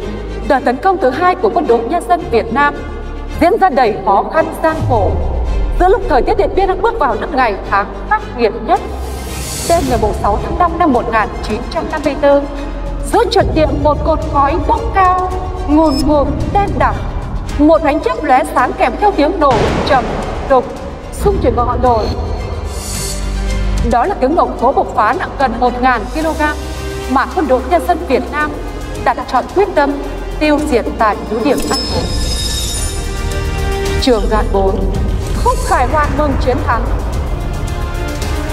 Tái hiện khoảnh khắc lịch sử, đúng 17 giờ 30 phút chiều ngày 7 tháng 5 năm 1954, lá cờ quyết chiến quyết thắng của Quân đội Nhân dân Việt Nam tung bay trên nóc hầm tướng động Castries giữa chiều hè tháng năm lịch sử, báo hiệu giờ chiến thắng. Sau 56 ngày đêm chiến đấu oanh liệt của quân và dân Việt Nam, chiến dịch Điện Biên Phủ kết thúc toàn thắng, kết thúc 9 năm kháng chiến chống thực dân Pháp trường kỳ của dân tộc Việt Nam. Tác phẩm được thực hiện từ ý tưởng đến khi hoàn thành vào tháng 5 năm 2022. Trong thời gian 9 năm, bức tranh được thực hiện bởi gần 200 họa sĩ trẻ, được vẽ bằng chất liệu sơn dầu trên nền vải toan, vẽ liên hoàn theo một vòng tròn trong không gian 360 độ. Tranh có chiều cao 20,5 m, chiều dài 132 m, đường kính 42 m. Phần mái vòm liền kề thể hiện mây trời, dưới đặt các mẫu vật nối tiếp, tạo nên một tác phẩm có tổng diện tích 3.225 m². Các họa sĩ đã khắc họa chân thực hơn 4.500 nhân vật, cùng phong cảnh núi rừng hùng vĩ và sự khốc liệt của chiến trường Điện Biên Phủ năm 1954. Từ hàng ngàn tư liệu lịch sử, tạo nên một kiệt tác về hội họa chưa từng có trong lịch sử mỹ thuật Việt Nam. Vâng, kính thưa anh chị trong đoàn tham quan, nội dung giới thiệu hệ thống trưng bày cố định của bảo tàng cũng như là bức tranh panorama chiến dịch Điện Biên Phủ, em đồng hành cùng với các anh chị nghệ sĩ tại Bảo tàng Chiến thắng lịch sử Điện Biên Phủ ngày hôm nay. Đến đây xin phép để khép lại. Một lần nữa thì xin trân trọng cảm ơn đoàn đã đến tham quan Bảo tàng Chiến thắng lịch sử Điện Biên Phủ. Xin chúc cho anh chị trong đoàn thật nhiều sức khỏe, thật nhiều niềm vui. Mong là cuộc sống mang lại cho anh chị những điều tốt đẹp nhất. Cảm ơn chị. Xin cảm ơn bạn Nguyễn Thu Hằng ha. Và không biết là nãy giờ thì các bạn xem bức tranh này thì có cảm xúc gì không? Hồi nãy em nghe nói là Điện Biên Phủ giống như lòng chảo á, thì cái này giống như là vẽ ra nguyên một cái lòng chảo của Điện Biên Phủ. Cảm xúc rất là mạnh khi mà thấy mình cảm giác giống như là đây là chiến tranh nó đang tái hiện lại thật sự luôn. Mình cảm giác cảm xúc như vậy luôn. Không biết phải nói sao nhưng mà quá là khốc liệt. Và thấy bộ đội của chúng ta phải là kiên cường lắm thì mới trải qua được cuộc chiến rất là khốc liệt này. Một cái bức tranh rất là đẹp, rất là sống động, tái hiện lại cái cuộc chiến thần thánh của chúng ta, đúng không ạ? Một lần nữa thì xin cảm ơn bạn Nguyễn Thu Hằng với những cái thông tin rất là bổ ích. Xin được chào tạm biệt bạn Nguyễn Thu Hằng ở đây. Và với ekip Hàng Ngày Một Đêm thì chúng ta sẽ tiếp tục di chuyển sang điểm tiếp theo và chúng ta sẽ có những cái hoạt động ở tại Điện Biên đêm nay. Rồi. Vâng, cảm ơn rất là nhiều. Rất là vui được đồng hành cùng với anh chị nghệ sĩ tại bảo tàng.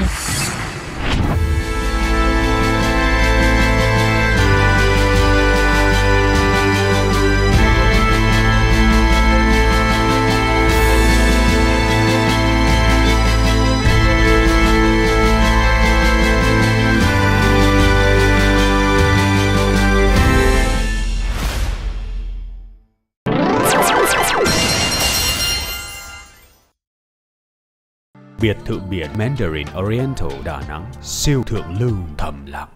Mở Vion xem, Tiểu Tam không có lỗi. 20 giờ thứ 5, thứ 6 hàng tuần.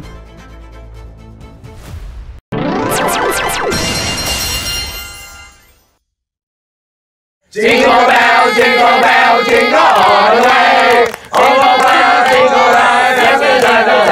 Hey! Xin chào mừng các bạn đến với khu du lịch sinh thái Him Lam. Đây là một cái khu nghỉ dưỡng đầu tiên và duy nhất của tỉnh Điện Biên cho đến hiện nay ha.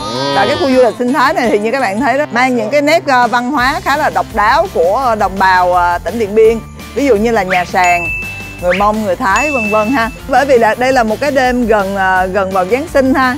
Cho nên là chúng tôi cũng không nên nỡ để cho các bạn đội thua không được ăn, đội thắng thì được ăn ngon gì hết. Tối nay chúng ta sẽ không ăn ngon, ăn dở theo đội, mà chúng ta sẽ ăn theo suất cá nhân. Là mình ăn may đó. Sáng nay thì khi chúng ta bốc thăm cái viên xôi may mắn đó là nó có số thứ tự.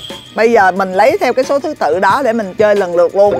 Có nghĩa là ai bốc số 1 chọn một cái bàn ăn. Sau khi bạn ngồi vào đó rồi, bất kể là trên bàn ăn đó là ăn ngon hay ăn dở hay là có món gì, bạn thuyết phục người khác là cái bàn đó rất là xứng đáng để ngồi vào. Hoặc là cái bàn đó không nên ngồi vào. Cái đó là tùy các bạn quyết định nha.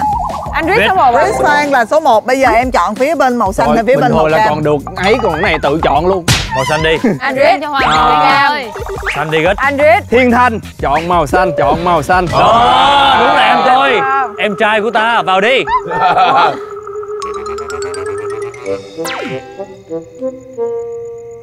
Diễm ơi, em nói giới thiệu nhiều. Đời công nhân bất công, một mình. Rượu Lâm Xiên. Không xiên, bữa ăn này cũng quái triền miên. Quái triền miên à? Đúng rồi, đừng vô anh ơi. Đừng vô hen. Đừng vô. Dạ. Em quyết định là không vô. Em vào cam, orange. Giờ này tiếng nước ngoài đều ghê ha. Trời. Bạn ơi hãy đến ban ăn chúng tôi. Ok anh vô màu xanh.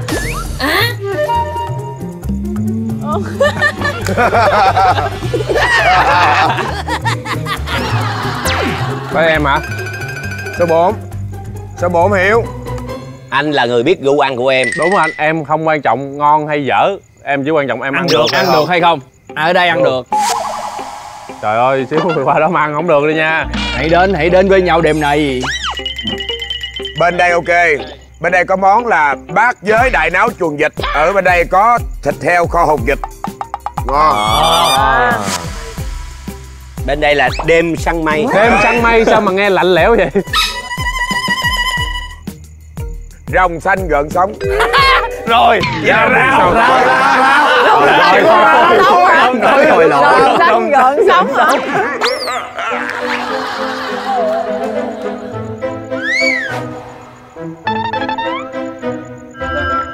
Rồi, em xanh. Ok chưa? Rồi, nó vô rồi đó. Bây giờ số 5 là Huy. Trời ơi, em thấy gương mặt ở đây là uy tín nè. Thằng em này mắt sáng rời là online ok không? Ok ha. Chẳng lẽ vui trò chơi lại đi hại nhau chứ hả? Đúng. Đừng. Qua đây hả? Đến đây. Không, một người ăn không được thôi. Vậy hả? Chỉ một người ăn không được mới mắc cừ. Ok. Vì miếng cơm ăn cá, tôi sẽ chọn.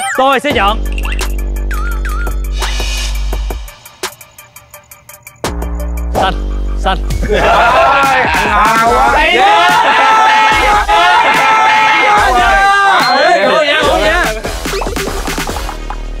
Tiền. Xin mời. Quán em có bán cà phê đen và cà phê đá. Nếu mà Tiên thấy mệt quá thì ăn cá bạc má kho tiêu. Có cá bạc má kho tiêu hả? Nếu mà Tiên sợ tiêu thì có con chằn hiêu kho nước mắm. Nếu mà Tiên chưa tắm thì ăn bún mắm với lại rau xanh. Nếu mà Tiên muốn ăn thì vô đây ăn anh nhé. Thôi đi qua đây luôn. Nghe anh ăn sợ quá. Thôi đi qua đây luôn. Nghe anh ăn sợ quá.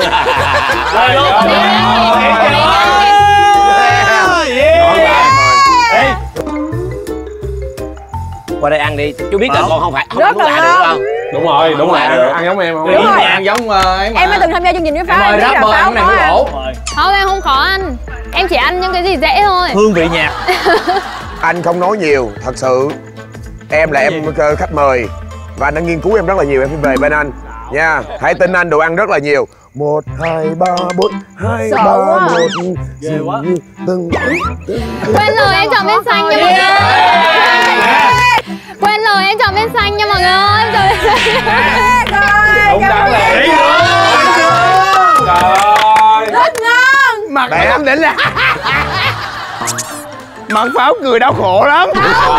Anh tin em Anh ơi. Nguyên một ngày hôm nay em phải có được một bữa ăn ngon như thế này. Thật, cái này anh phải tin em. Chú Sáu ơi, chú Sáu. Protein. Chú Sáu thích ăn măng. Protein. Ăn măng. Ăn măng. Canh măng. Canh măng rồi. Cả Trẻ tôi ở đây hết rồi anh ơi. Anh ơi. Ngân Tinh Diễm về để bên nhau. Ta nói lại tình xưa, chuyện tình mà bao năm qua ta có ghép thành kỷ niệm. Chiều nay em đi câu cá về má nấu canh chua, có canh chua. Có canh chua không? Làm sao được có khá về cho má nấu con cua, con cua. Ok con cua. Đừng là nó chui vô hàng, đừng nó chui vô hàng. Ok hàng. Cua, con cua rang mè. Ngon lắm Ngân.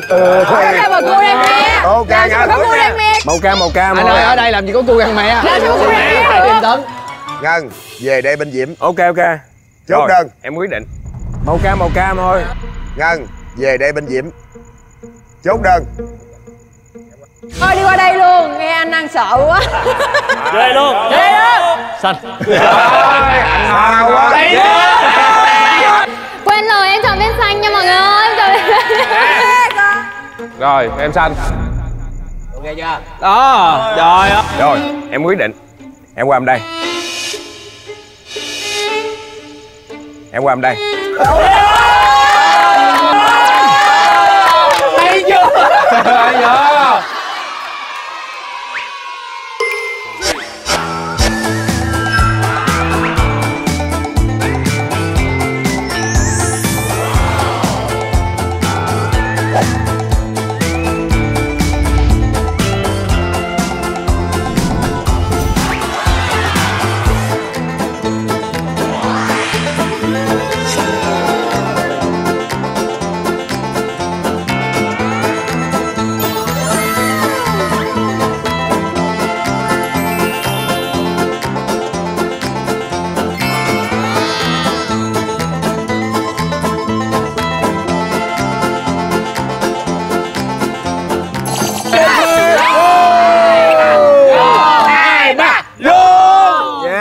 Cho con phần thịt đen nha. Đó. Đó. Đen thui trời Trời ơi. Cảm ơn mẹ nha. Ngon quá. Tôi ăn cái cánh nha. Phao cầu. Tôi ăn gì? Cái đằng. Cái đằng là ăn cái đùi. Tới giờ ăn rồi. Ba ơi, ăn cơm. Vì sao ngày xưa những gia đình người ta nghèo vẫn hạnh phúc là như thế này đây. Người giàu cũng hấp là như thế này đây. Em qua đây. Hay chưa?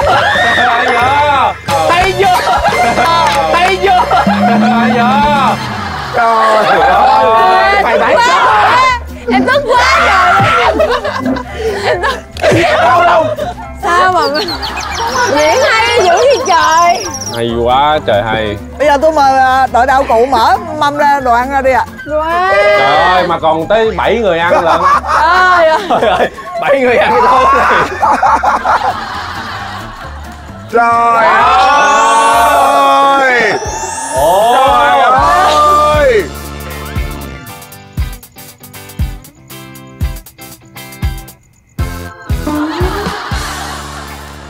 Thôi vô cái đi. Vô. Chúc khỏe mọi người. Chúc giảng sinh vui vẻ nha.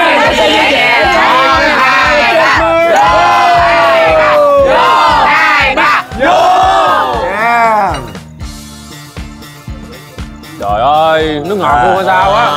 Ngon quá. Đang cố tình bị vui á. Vui đâu. Khoan, ăn gì gà luộc. Gà luộc đi. Ok. Cho con phần thịt đen nha. Đó.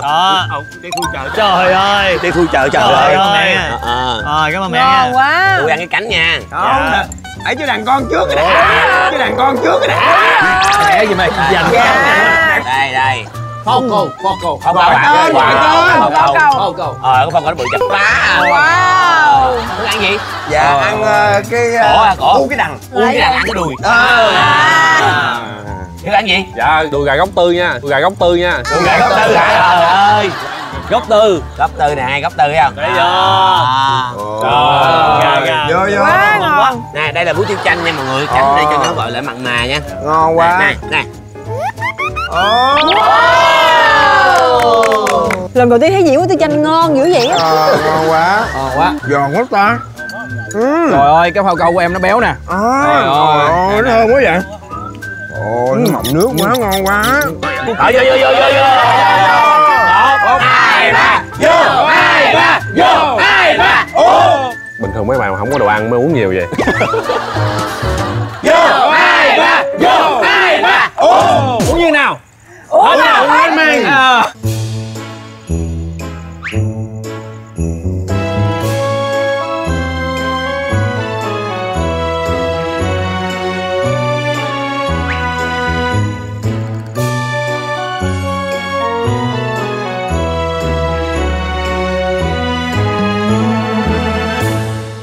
Anh em ơi. À, thằng Út nó về rồi. Biết lỗi chứ Út? Không phải biết lỗi. Vậy đi đi. Vậy đi đi. Khóa cửa. Ủa thắng mà là một cái tội chứ. Hơn thua cho anh em. Nói chuyện không thuyết phục. Vậy đó hen. Thôi về để đi mình ăn cùng nhau.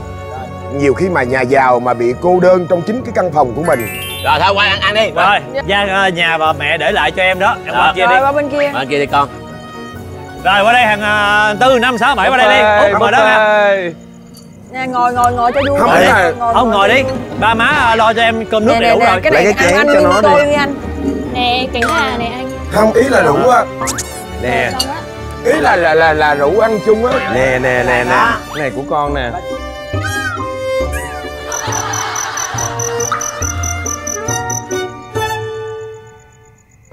Anh tập chút ngon.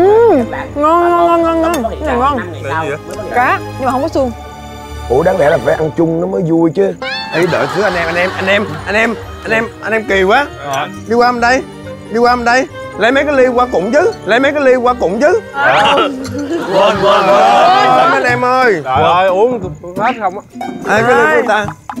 Em xin vui vẻ. 1, 2, 3, vô. 2, 3, vô. 2, 3, vô. Merry Christmas. Ly em đâu rồi? Đi ra. Không, ý là mình vừa cho vui á, Giáng sinh mà. Sao vậy? Đây là cú tuyết. Ủa nay đâu phải sinh nhật của em đâu, tạo bất ngờ dữ vậy. Bất ngờ như đó là ok rồi. Thôi qua đây ăn chung nè. Được không? Dạ cho em vô ăn chung được không anh em? Ok. Biết lỗi là tốt rồi đó. Dạ. Mở cửa à. Vô em. Cửa gì ra? Này. Ủa mình thắng á, anh thắng á. Làm con mèo coi. Mèo. Này nó đũa ra. Nộm măng trộn cái gì á? Không có tình người, đoàn này không có tình người á. Mình dọn ra ăn đi anh em. Dọn. Ở đời đi quen rồi, ngày hôm nay tôi sang bữa không quen. Em ơi thường Noel em làm cái gì Rít? Thường Noel hả? Em sẽ cosplay ông già Noel để đi tặng quà cho vợ em. Dễ thương quá ha. Noel này không thường ở nhà chơi ở nhà, không đi đâu chơi với không đi diễn lại nhà hết á. Thực ra thì Noel để mà nói thì từ trước hôm nay là em chưa được nhận quà. Nhưng mà em đi tặng quà cho mọi người. Thế là em là một người rất là thích tặng quà. Gần nhất thì là gửi tới cho các bạn bệnh viện Nhi ở ngay gần nhà em luôn, nhà em ở Chùa Láng, Hà Nội. Và Trung thu thì em cũng có gói những cái phần quà tay nho nhỏ em làm để em gửi tặng cho các bạn ấy. Thế là cái phần quà của em đấy là niềm vui của mọi người, thì em thấy đấy cũng là em tự tặng cho em một cái phần quà luôn. Chị em sao ạ? Thật ra thì cũng lâu lắm mà em cũng không có đi chơi Noel. Tại giờ em mà rảnh thì em ở nhà không à, em không có đi đâu chơi nhiều. Rồi cuộc sống của người lớn ha, buồn quá ha. Rồi cuộc sống của người lớn ha, buồn quá ha. Chán, nó bị buồn tẻ nên là ít khi nào mà nói ví dụ lễ đồ này kia lắm, tại nó nhạt lắm. Không, cái này em có confirm, tại vì thực ra là sinh nhật của chị Tiên là chị Tiên cũng không tổ chức luôn. Em cũng không có tổ chức sinh nhật. Tức là những cái ngày đặc biệt đối với chị Tiên thì cũng như là những ngày bình thường. Hồi nhỏ chỉ cần nhà mỗi ngày có cơm ăn là thấy vui rồi. Nhỏ ăn khoai lang không à. Không có bình an rồi. Nó cái gì vậy? Có cái răng nữa rồi. Rớt cái răng nữa rồi. Cái gì vậy? Nghe ra coi. Cái này là gãy luôn rồi. Gãy rồi. Đâu? 2, 3. Thôi. Em ước Noel một cái răng mới, bộ răng mới. Thì em ước là em có thể mọc rất là nhiều hàm răng để khi mà em rớt này cậu như sâu cua. Em được nhìn hoài. Mình mọi người nói chuyện hả? Rồi nghĩ em. Cá ngon, cá ngon. Hôm nay em lấy cái ăn cá này lại ngon nhất cái bàn này. Cá ngon. Thiệt á? Thiệt. Ủa cái nhà thử thịt trâu nướng này chưa? Dạ rồi em ăn thử rồi. Nói chứ món này là món đầu tiên em dám thử á, tại vì sáng mua mấy bé sâu cùng đít nhưng mà không biết là nó chiên nó ra ăn vị như thế nào. Thì hôm nay dành hết can đảm để ăn thì thấy nó khá là giống snack. Với lại đính chính như này cá này là cái răng cá chứ phải răng em nha. Ủa? Này nó hầm con cọp cái gì mà cái răng ghê vậy chị nè coi nè. Đâu có răng mà dễ rớt như vậy. Đó trời ơi, nó hồ mà. Nè cái răng gì mà dữ vậy con cá gì cái răng này. Đây là cá trắm. Nhưng mà anh có tưởng răng anh thiệt không vậy? Đúng rồi, tưởng thiệt đi Trang nè. Trời ơi. Thiếu ơi cho chị tô canh được không? Ba con sao làm đồ canh đó. Đúng rồi anh Cao Bằng đó. Canh sao chị Điên? Canh ngon. Đầu chặn này, bữa này ngon nhất. Bữa này ngon. Bữa ngày ngon thiệt. Cá rất là ngon luôn. Cá ngon và nước chấm đồ cũng nhiều loại đậm đà. Rồi, ăn xong chưa? Rồi nhả đuổi nha. Lúc nào cũng ăn trễ hơn ta. Rồi hôm nay chúc mọi người Noel thật là vui vẻ, thật là ấm áp bên gia đình cũng như là lúc nào cũng gặp niềm vui. Merry Christmas and Happy New Year. We wish you a Merry Christmas. We wish you a Merry Christmas and a Happy New Year. Như vậy là chúng ta có một cái bữa ăn gần cái dịp lễ cuối năm rất là vui vẻ rồi đúng không ạ? Dạ. Đúng ạ. Bây giờ sẽ tới game quyết định chỗ ngủ của các bạn. Rồi. Đã lúc sống mái rồi. Thì đến với thử thách lần này đòi hỏi các bạn sẽ phải có một tinh thần dám thử, dám chơi để mang về cho đội mình số điểm giúp các bạn có được chỗ ngủ sướng tối nay. Yeah. Nếu như các bạn thắng được ở cái trò chơi này thì các bạn sẽ có một cái phần thưởng nữa. Nó đúng với cái không khí lạnh vào cuối năm này, rất là phù hợp luôn. Lần đầu tiên được ngủ và được hưởng nữa. Chúng ta sẽ có những cái que kem ngon lành. Wow. Chơi. Thắng rồi. Thắng rồi. Đúng. Rồi cái game này chắc chắn là phải thắng rồi. Phải thắng. Không thể nào để hoa hậu International không có được được. Đúng. Chúng tôi là Khét, Giỏi, Xéo, Ngủ, Rồi chơi đi, ngủ, tụi em không cần thể hiện à. Tại vì thái độ bên đó bị nhợt nhạt. Đúng. Thì làm nào hơn đi. Khán giả cũng không mặn mà với cái miếng này. Đúng. Thôi mọi người ơi. Tụi em cũng nghi nó cũng sẽ lây qua tụi em. Thôi mọi người ơi. Nguyên cả ngày hôm nay là em đã dành rất là nhiều sức để tập trung vào cho cái game cuối cùng này. Và em có một cái câu slogan. Năm em 21 tuổi, 21 năm chỉ cầm đầu thiên hạ, không ai cầm được đầu em. Ngắn quá. Chưa. Và không nói nhiều nữa. Đội của chúng tôi là Thắng Cố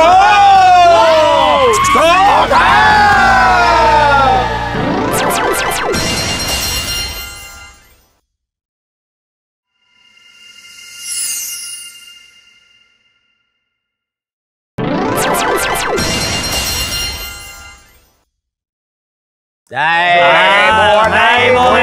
Hai mùa dòng có sao đâu anh em mình còn có nhau. Sao đẹp dữ vậy trời. Này có cà phê kem, cà phê muối nè. Rồi. Sô cô la nè. Caramel muối nè. Dầu. Bắn gì ăn đó. Quá dữ. Bắn cái bù đồ ăn bù đồ. Em nghĩ là chơi thuốc kem á. Chơi thuốc kem, lấy cái kem bỏ vô ra. Đút vô thuốc. Rồi nhai hết cái cục kem đó luôn. Ai ngậm lo hơn thắng. Cái nổi với gà luôn. Ôi ôi. Sao mấy cái trò đó các bạn có dám thử, dám chơi không? Không chị ơi. Không chị ơi. Trò chơi chính của chúng ta để quyết định cái chỗ ngủ tốt tối nay Cụ lên là trò chơi xạ thủ cừ khôi. Xạ thủ cừ khôi. Vậy là cái này nè. Lấy lại. 1, 2, 3 đi. Ở ngoài đó. Rồi trong cái trò chơi xạ thủ cừ khôi này ha,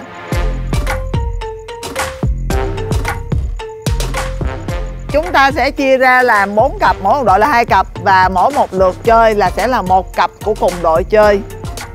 Tức là các bạn sẽ cùng nhau trong vòng 2 phút để mà ghi được càng nhiều điểm càng tốt. Mỗi một hộp kem hoặc một cái que kem hoặc là một cái kem ốc quế các bạn làm đổ thì các bạn được 10 điểm. Tuy nhiên trong mỗi một cái lượt chơi như vậy sẽ có một cái món đặc biệt hơn. Và số điểm của món đó là 20 điểm. Ok. Vậy là phải hội hiếu. Đúng rồi anh. Tại Đúng vì rồi. em chính là giám đốc trải nghiệm của Selena. Trời ơi, giám đốc ơi cho ngủ sướng đi. Tất nhiên. Trời ơi. Vậy mình chưa đấu mình đã thua rồi hả? Không Không lẽ kết giám đốc quả được thì cái thua ăn bà sao? được Chứ thua sao được? Giám đốc trải nghiệm thôi, còn giám đốc có thắng để được trải nghiệm kem không là chuyện khác. Đúng rồi, tại vì giám đốc đưa luật sẵn cho chị Thắm rồi. Bây giờ là nếu mà Hiếu thua, vậy bây giờ là nếu mà Hiếu thua, vậy bây giờ là nếu mà Hiếu thua thì sẽ đổi chức giám đốc đó cho dàn cát khác và tất cả hợp đồng đưa qua tôi. Quan trọng là giám đốc thiệt có chịu anh hay không? Giám đốc có chịu không? Đúng rồi, có chịu anh hay không? Thôi tôi xin mạng phép từ chối bởi vì tôi đã đại sứ bên hãng kem nhưng mà kem trộn rồi. Bây giờ chúng ta sẽ quyết định coi là cặp đấu của đội nào thi đấu trước. Như thường lệ chúng ta sẽ để cho hai bạn khách mời bánh thù xì hoặc là làm cái gì đó để giành được quyền quyết định luôn. Không, kem nó ốc quế. Ốc quế. Chơi gì nè? Kem nè. Nè. Kem ốc quế hả? Ốc quế đi. Kem ốc quế. Kem ốc quế. Ví dụ anh Đức là anh thua. Trời ơi, nó rapper mà. Rapper mà ca sĩ đâu. Em hô tên chi? Em đã đứng ở sàn thi rồi. Nguyễn Thúc Thi. Cố lên, cố lên. 1, 2, 3. Kem ốc quế.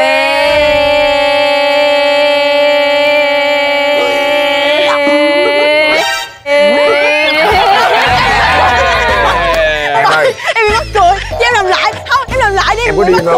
Ủa em gì vậy? Thi hoa hậu có thi lại không? Em mắc cười, em mắc cười. Tự nhiên cái đã cái Nguyễn Khúc thì Nguyễn Khúc thì đúng không? Bây giờ là kết quả đã ấn định rồi nhưng mà em có muốn thử lại lần nữa để mà... Thử lại em bị tức quá. Thử lại nha. Thử lại nha. Thử lại. Rồi. 1, 2, 3. Kem ốc quế. Giận đi. Cái này là em có tác động bên ngoài. Cái là ngăn cái giọng có hay. Bên ngoài rồi. Ngăn. Anh là đội ai? Đúng rồi, phải dắt lên. Giống như thầy giáo. Kem ốc quế. Đó, làm vậy. Trời ơi, duyên không? Mà sao em cười hoài á? Đâu có, anh Lâm anh đụng vô cái này em bị nhột. Nếu mà vậy bên anh cũng cho vậy luôn cho em coi. Ôi, anh hay quá. Rồi, Tới đây đi. Đi. 1, 2, 3. Kem ốc quế. Thấy chưa? Em thấy. Thấy chưa? Em thấy không? Trời ơi. Năng lực của em. Thật luôn á. Vô dụng. Em vô dụng vậy. Thôi em nghĩ là đội bên này thì cũng nhiều kinh nghiệm đi, cho nên em nghĩ là sẽ để cho đội bên này chơi trước. Rồi, ok. Đúng rồi á em. Các bạn sẽ được cung cấp 2 cây súng nước và 2 cây súng nước này là có một cái lượng nước nhất định. Sao rồi bự ha. dữ vậy? Thì trong vòng 2 phút hoặc là đến khi các bạn hết nước, điều kiện nào đến trước thì là mình dừng lượt chơi ở đó. Ok. Cái đợt bắn này thì mỗi que kem hoặc là hộp kem đều được 10 điểm. Riêng kem que sô-cô-la hạnh nhân sẽ được 20 điểm. Rồi thời gian 2 phút bắt đầu. Rồi, thấy chưa? Yếu Lâm ơi, liên tục Lâm ơi. Đúng rồi. Không, cái này là rửa thôi à. Không, cái này là rửa thôi à. Không được rồi. Rồi.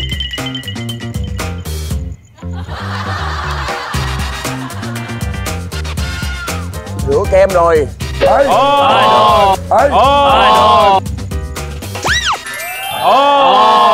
Một cái. Cố lên em ơi. Rồi. Cố lên. Rồi. Cố lên. Được. Mạnh lên. Bắn lên rồi. Mới 20 điểm thôi. Ôi vậy. Mới 20 điểm thôi. Ôi vậy. Ai vậy? Rồi ngủ đó nha, đừng có dở ra ngủ đường đó nha. Khó quá.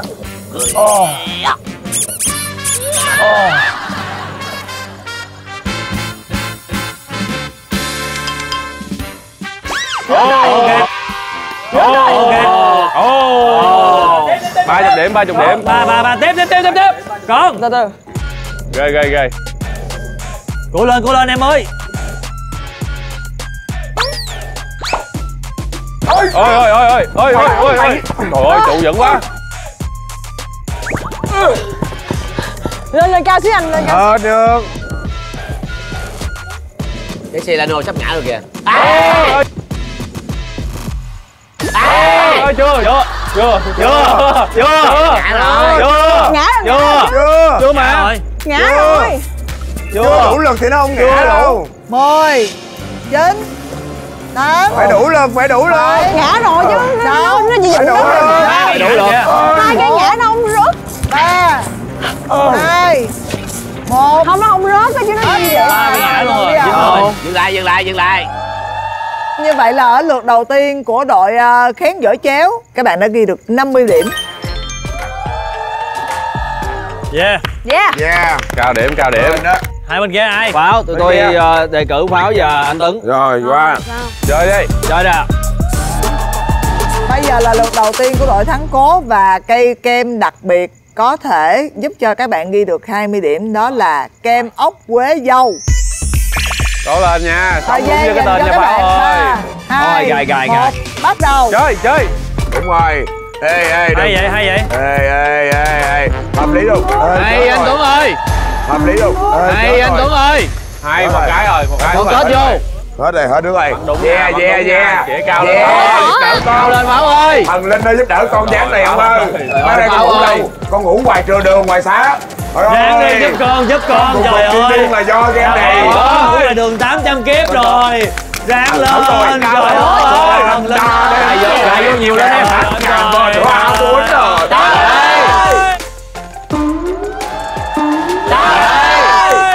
Đủ rồi. Trời ơi, hết nước rồi. Chắc là hết nước rồi đó. Hết nước đi. Cố lên. Trời ơi, cô cần ngủ ở trong. Hết giờ chưa? Bấm giờ Hết thôi. nước rồi. Hết chưa? Thiệt không? Bấm được không? Hết nước. Phải bơm được không thôi mà. Anh ơi, anh bơm môi tôi nè. Nè. Cố lên Bảo ơi.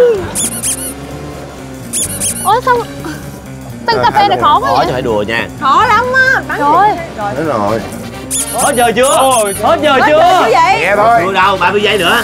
Tân cà phê hết. Hết nước rồi. Ráng lên. Xạ thủ Kiều Minh Tuấn và Pháo là ghi được 20 điểm. Anh Giang Huy cố lên. Chúng ta sẽ được ngủ ở trong. Loại kem có thể giúp các bạn ghi được 20 điểm, đó là kem caramel muối.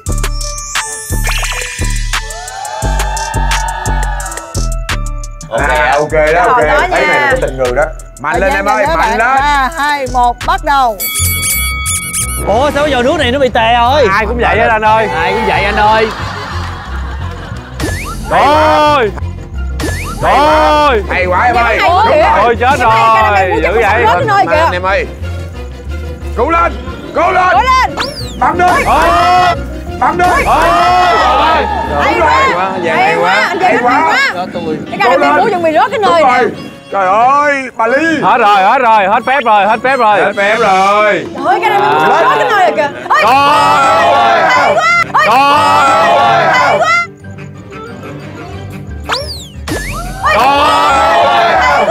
Trời ơi, gì mà dữ vậy? Cố lên. Cái ca này muối. Sắp rớt. Nhanh lên. Bém cái khác đi. Đánh hàng. Nhanh lên. Ôi.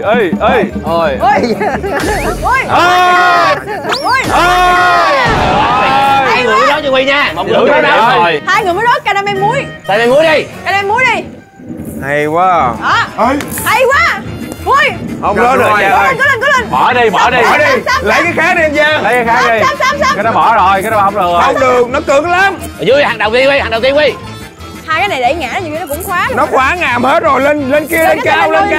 Đừng có dưới. Hết nước rồi. Hết nước rồi. 3 2 1 hết giờ. Cách biệt xa quá. Tụi tôi áp lực quá rồi. Cách biệt xa quá. Cố lên mới được. Đội khén dở chéo là Huy và Giang, các bạn ghi được 40 điểm. Tổng điểm của đội khén dở chéo hiện nay là 90 điểm. Điểm kiếm đâu ra?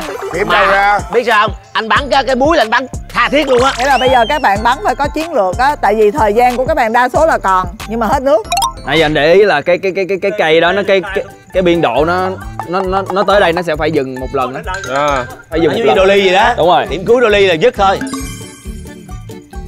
Khoan nha, rớt Omera. Cái lộn gì? GoPro. Xạ thủ là bắn rơi cái GoPro của tôi rồi. Là cho luôn đó là được 100 điểm. Wow, tuyệt vời, đền nha con. 1 triệu. Trừ. Cái lượt này để khỏi so bì nhau á, thì là cái hộp kem đặc biệt cũng là cái caramel đó luôn đó. Quất nó trước.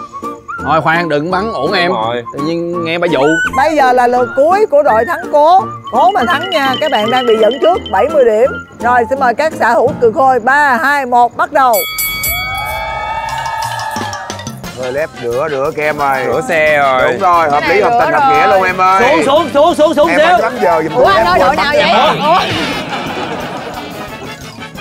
Đúng rồi, ý nghĩa, rất ý nghĩa. Rồi, có vậy luôn. Đó. Không. Thôi nghiêng rồi. Chưa. Đúng rồi. Rồi cái đó mới rớt á.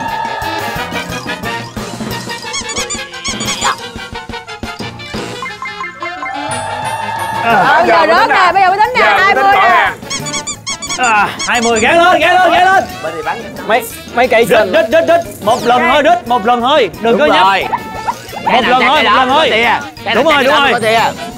Đúng rồi, một lần thôi. Cô Hiếu bị tia nhiều.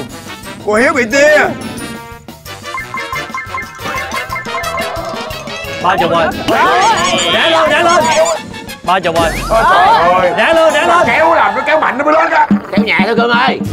Kéo mạnh vô mấy đứa ơi. Vô nhà mời. Kẹp ơi. Các bạn còn 1 phút. Anh chơi đi. Trên cùng đi. Ơi. Ủa sao mạnh dữ vậy?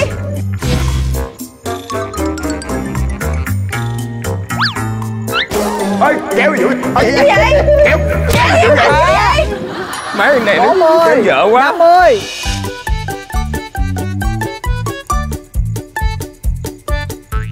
Còn 15 giây. 15 giây. Chết rồi.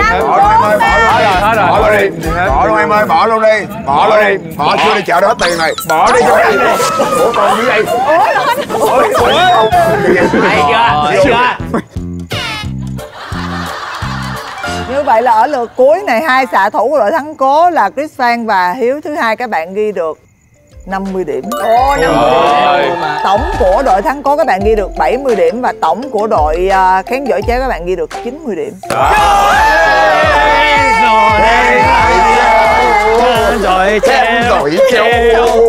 Rồi bây giờ sẽ là lúc thời gian để cho các bạn thưởng thức những cái que kem Celano ngon lành. Yeah, có kem ăn rồi.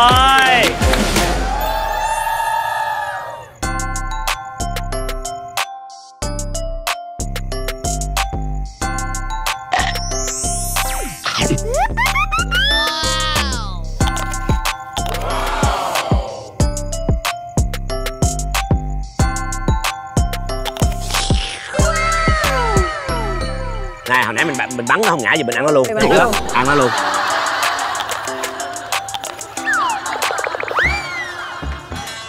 Caramel muối chắc cũng sắp rớt cái nơi kìa. Cái caramel muối chuẩn bị rớt cái nơi nè. Trời ơi, caramel muối sắp rớt cái nơi rồi kìa. Cố lên. Cái caramel muối sắp rớt.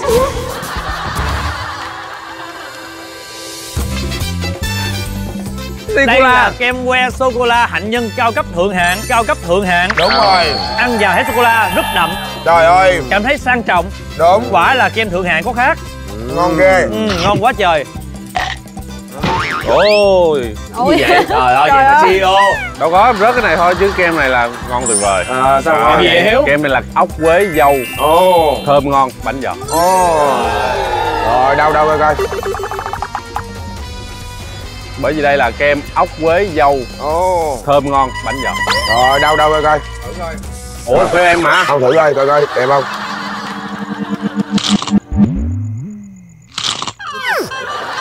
Thôi cho luôn đi. Quên em CEO mà em có nhiều lắm. Kem ngon là phải phát. Em đã thử kem sô-cô-la rồi, cũng đã thử kem dâu của anh Hiếu rồi. Nhưng vấn đề đây là mọi người phải thử thêm cái này của em. Vị này là vị caramel muối. Đây là kem hộp. Và vị này là vị kem trendy trên thế giới mới được mang về Việt Nam. Rồi, trong lúc mình ăn là clip này của mình lên top 1 trending rồi đó. Đúng là kem trendy. Vị này cũng ngon quá nè. Ly không lông không lá. Đây là kem phong long. Thấy nó khác không? Khác.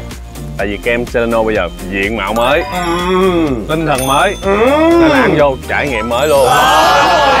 Cái mới nữa. Thôi anh mới chơi thua. Trời ơi buồn.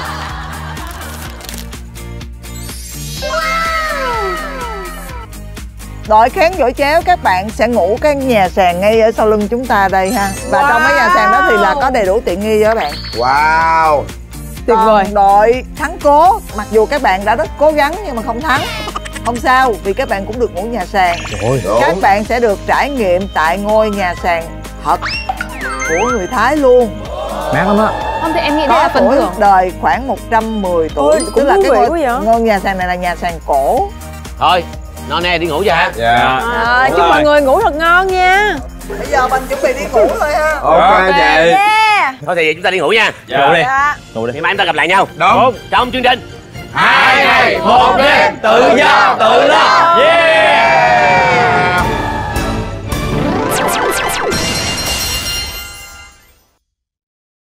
Capsule Magnatech bảo vệ liên tục ngay từ khi khởi động.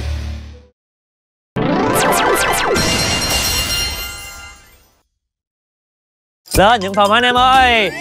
Wow. Đã quá vậy. Ê, cái này 2 giường nè. 2 giường. Ui mà Vô. Đẹp quá. Ê, sao em không phải mở gì? Ê, cỡ vậy đó chứ. Ủa cái phòng gì thôi anh, người ta. Có toilet luôn. Đẹp quá. Em có phòng nào một giường không nha? Rồi qua phòng khác đi, qua phòng em còn tiếp. phòng một giường đó nha. Bên kia. Bên đây đi. Nguyên căn á ha. Wow, y chang bên kia. Có máy lạnh thấy không? Ê, vậy là khả năng là phòng nào cũng 2 giường á. Hồi nãy là Tiên nói là không thích ngủ mấy cái nhà mà hiện đại vậy. Ủa, em nói nào vậy? Hồi nãy anh ghi âm rồi. Đâu có, anh bật ghi âm cho em coi. Làm gì có chuyện đó. Dạ đó, mát mẻ đó. Mát mẻ. Hợp lý. Xẻ rồi luôn. Nhưng mà hơi bự. Ở đây không cần mới lạnh luôn á, tại tối nay nó mát mà. Thôi nói chung là con gái mình ngủ phòng rồi đúng không? Còn ba anh em mình. Thôi thì bây giờ mẹ cũng lớn tuổi rồi. Mẹ nên có không gian riêng tư. Thì mẹ ngủ chung với Lâm. Bây giờ mẹ là mẹ già rồi, mẹ không có thể nào ngủ chung được. Hiểu không? Thì mẹ ra lăn can mẹ ngủ. Đúng là hay quá, đúng là người học thức. Đúng không? Ba anh em mình đứa một cái phòng. Đúng rồi. Để cho mẹ ngoài lăn can. Đúng vậy, em thấy nó cũng hợp lý. Nếu tôi có lăn can tôi sẽ lăn can trước cái phòng của cô. Để 2 giờ đêm tôi gõ cửa. Em thấy nó cũng hợp lý. Rồi vô ngủ anh em ơi. Vô đi con. Vô đây, em đợi đồ. Trời ơi, kỳ quá. Cái gì vậy? Đừng có hù em mấy cái này. Ai hù đâu. Em không có sợ nên đừng có hù. Thì anh đóng cửa giùm em thôi bà. Anh đóng nhẹ nhàng, anh đừng có đóng mà trực vậy, hiểu không? Nó gây tâm lý nó không tốt. Vậy tâm lý không tốt hả? Đúng rồi, tâm lý nó bất ổn. Vậy ha. Rồi, tạm biệt anh nha. Ok em nha. Đừng có như vậy mà.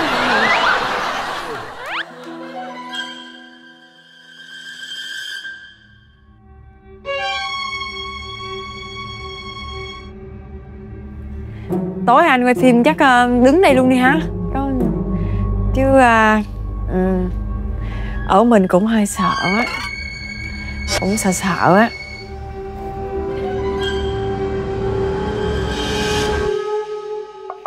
Thôi chắc ra chơi với mọi người xíu rồi mình đi ngủ sao ha. Ủa mọi người hay tối nay ở đâu mất tiêu ngủ hết trơn rồi hả? Trời ơi.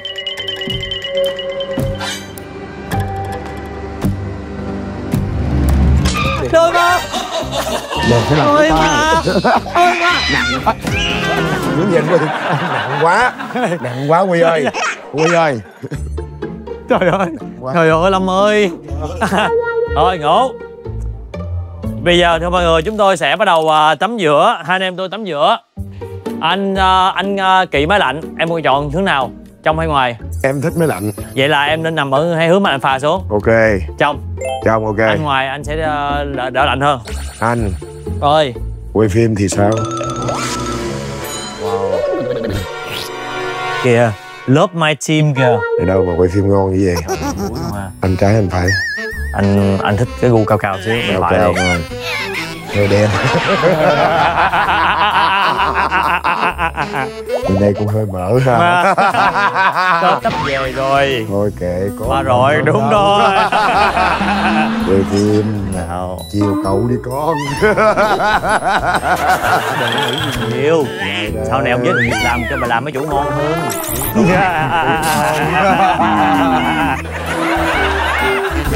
Trời ghê quá thôi. Tắm Ảo giác nè. Ảo giác thôi. Rồi chỉ là cảm xúc nhất thời. Nãy tưởng tượng Hiếu thứ hai đang quay không đó. Sao vậy? Sao quay phim sau này phải tiễn đẹp đẹp anh á.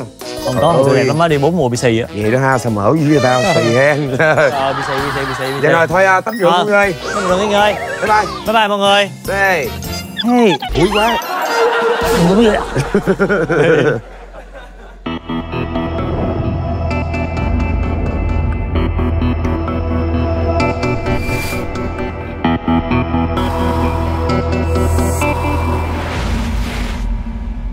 Ủa cái đèn lại là cái đèn này. Lại là cái đèn. Đúng rồi, em phải may mắn lắm em mới được thấy cây đèn này á. Nhưng mà không sao, đi chung với mọi người là mình yên tâm. Đừng bỏ anh giữa đường nha. Hình như theo nhiệm vụ là từng người lên trước, anh Tuấn lên trước á. Thôi. Anh ngủ đây ngay bàn này luôn. Giờ quán tụi tì đi, ai đi trước? Chơi vậy đi. Chơi đi. Nhiều đếch bị không hay là Pháo này trước đi, pháo này trước luôn đi. Pháo không thể tự kéo pháo được. Nhiều ra ít bị. Thôi Mời em Pháo ơi, tụi em muốn cùng lắm. Bây giờ em làm gì ạ?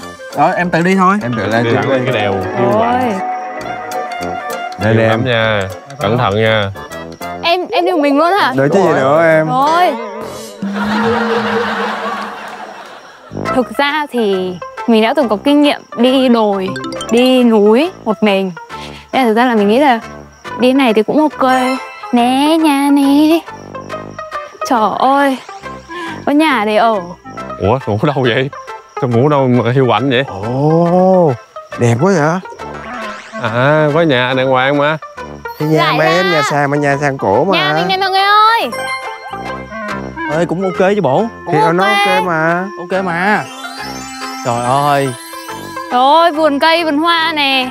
Pháo ơi, em hên lắm Pháo ơi. Em ơi, ngủ chỗ này là ok lắm á Pháo. Bình thường mấy khách mời khác là đây nè. Đây thiệt mà. Đâu, ngủ dưới luôn á. Ngủ dưới luôn.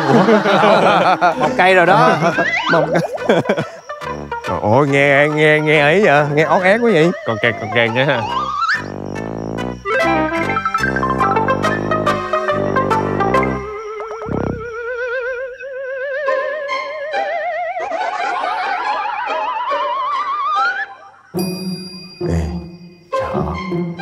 Cái này nó cũ quá không mấy đứa? Đâu, em cũ hơn, em cũ hơn. Em cũ hơn. Thực ra là ở đây cũng ok. Ok mà. Nhìn cổ ha, nhìn thích ha. Ok mà. Ok. Cái này rất ok luôn á, nói thiệt. Chắc hơi nóng á. Không nóng. Ok, mát. Ở đây có sẵn cả bàn ghế để sáng thì mình uống trà luôn nè. Mình chill ha. Chill này. Ồ, thích quá. Ôi. Thôi mình gom đồ đi ngủ đi. Ngủ đi. Ngủ đâu ta? Ngủ đâu à? Cái này là mông. Trời, hôm nay chương trình mình để khách mời nữ ngủ ngoài luôn ha. Không có một cái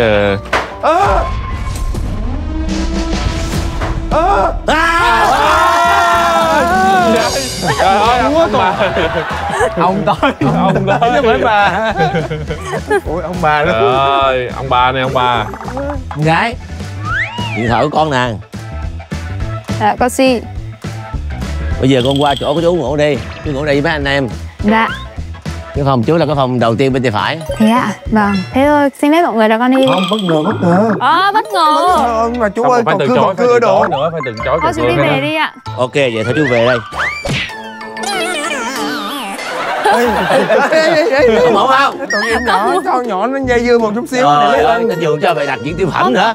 Thực ra thì con thấy là con ngủ ở đây cũng được. Nhưng mà con thấy là tình anh em gắn kết quá nên là con nghĩ là con sẽ... Thôi con ngủ đi, gái ngủ. Dạ vâng, thế thôi, bye bye mọi Thực người. ra cái nào cũng giống nhau hết. Dạ. Nhưng mà bên kia nó có toilet đỡ hơn. Dạ vâng. Ok, nó tiện hơn. Dạ vâng. Nó không giống nhau, bên kia máy lạnh đầy đủ, phòng ốc tắm rửa. Bên đây cũng lạnh mà. Máy nước gáy. Máy nước nóng mấy đồ đầy đủ. Gáy là nó rồi. Rồi, bye bye mọi người.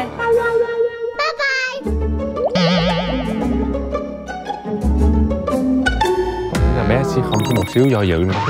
Liền luôn, bỏ mình liền luôn. Anh có ăn sai gì không? Anh sai quá. Anh sai. Ok, con gái da thịt mềm yếu. Sao đắp méo mắt vậy? Chạy chạy nãy giờ đó. Thì đưa đây để em chỉnh cho. Cho nó ngủ trong phòng, để ngủ đây tội nghiệp. Không có nghe.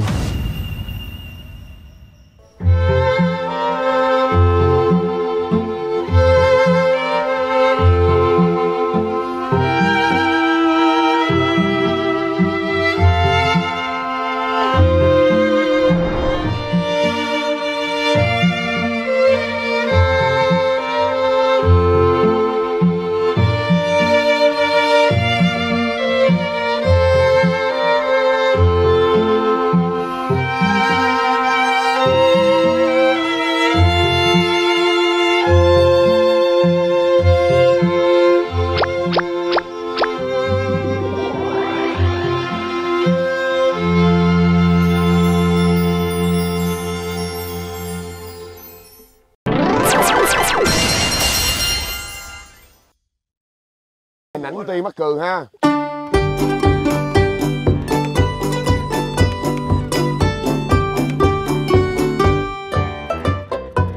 Chơi game mà thải đồng đội. Thải đồng đội hả? Gọi đầu anh đi.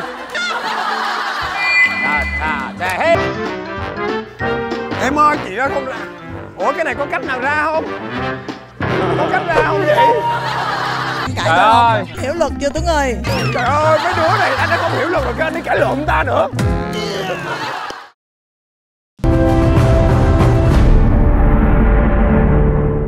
Hai ngày một đêm mùa 3 xem sớm nhất trên ứng dụng